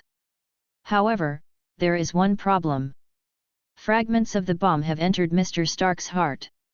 I have dealt with some of them, but some are very difficult to handle, and there is a certain risk in forcibly removing them. Fortunately, Mr. Stark has woken up and said he has a solution, so I don't need to worry about it." Dr. Strange was actually very dissatisfied with Tony Stark because, as a doctor, he expected his patients to completely trust him, but Tony Stark only trusted himself and refused to have the surgery done again after hearing that it might fail. However, he believes that if he does it himself, there is still a 65% chance of success. "Thank you, Dr. Strange." Pepper Potts rushed in when she heard that Tony was awake. But when Pepper went in, she was stunned. Tony was controlling a mechanical arm to do something to his chest. "Tony!" Pepper Potts shouted. "Wait a minute, Pepper, just a minute," Tony replied dismissively. He was currently focused on installing an electronic magnet in his chest to hold the metal plate near his heart in place, preventing it from flowing through his blood vessels into his body. However, the robotic arm is a bit too big. It wasn't designed for this purpose, so it naturally can't fit into the chest. "Pepper! Come here for a second," Tony called out to Pepper immediately. "How big are your hands?" "I don't know what you're talking about." But trusting Tony, Pepper still went over and held out her hand for Tony to see. "Such delicate little hands, I think." Tony looked at Pepper's hands and then at the hole in her chest, and said, "I want you to do me a favor." At this moment, Pepper finally saw the hole in Tony's chest. It was a small hole filled with alloy, forming a metal cavity. "My God! Tony!" Pepper was shocked and frightened by Tony's injuries. "Don't worry, I made a little thing. You can just attach it to the base inside my chest." Tony held up an electromagnet, which had no other functions besides electromagnetism. "Don't worry, it's just like Tetris, just place it in the right spot." "Tony, is there any danger?" Pepper was very worried that this thing might harm Tony. No, if you don't do something soon, I'll be in danger," Tony said helplessly. "You are the most reliable and smartest person I know. No one else can help me with this." Pepper Potts was deeply moved by Tony's words and mustered her courage to hold the electromagnet and connector towards Tony's chest. It quickly reached into Tony's chest and, through inorganic plasma, inserted the port into the base inside Tony's chest. A hissing sound rang out. "Oh!" Tony exclaimed. He felt a tingling sensation from the electric current when the electromagnet was plugged in and running, but it didn't hurt him. "Oh! Is Tony all right? Pepper was startled, thinking something had happened to Tony. Haha, don't worry, it's fine. I told you it's as simple as Tetris. Seeing that Tony was all right, Pepper finally couldn't hold back her emotions and buried her face in Tony's arms, crying. This was the first time Tony had ever seen Pepper Potts cry. She had always been his secretary, a strong, independent woman. From the moment she heard the news of Tony's injury until the day and night surgery, Pepper's heart was constantly in her throat. Only after confirming that Tony was truly all right did she finally feel relieved. End of the video.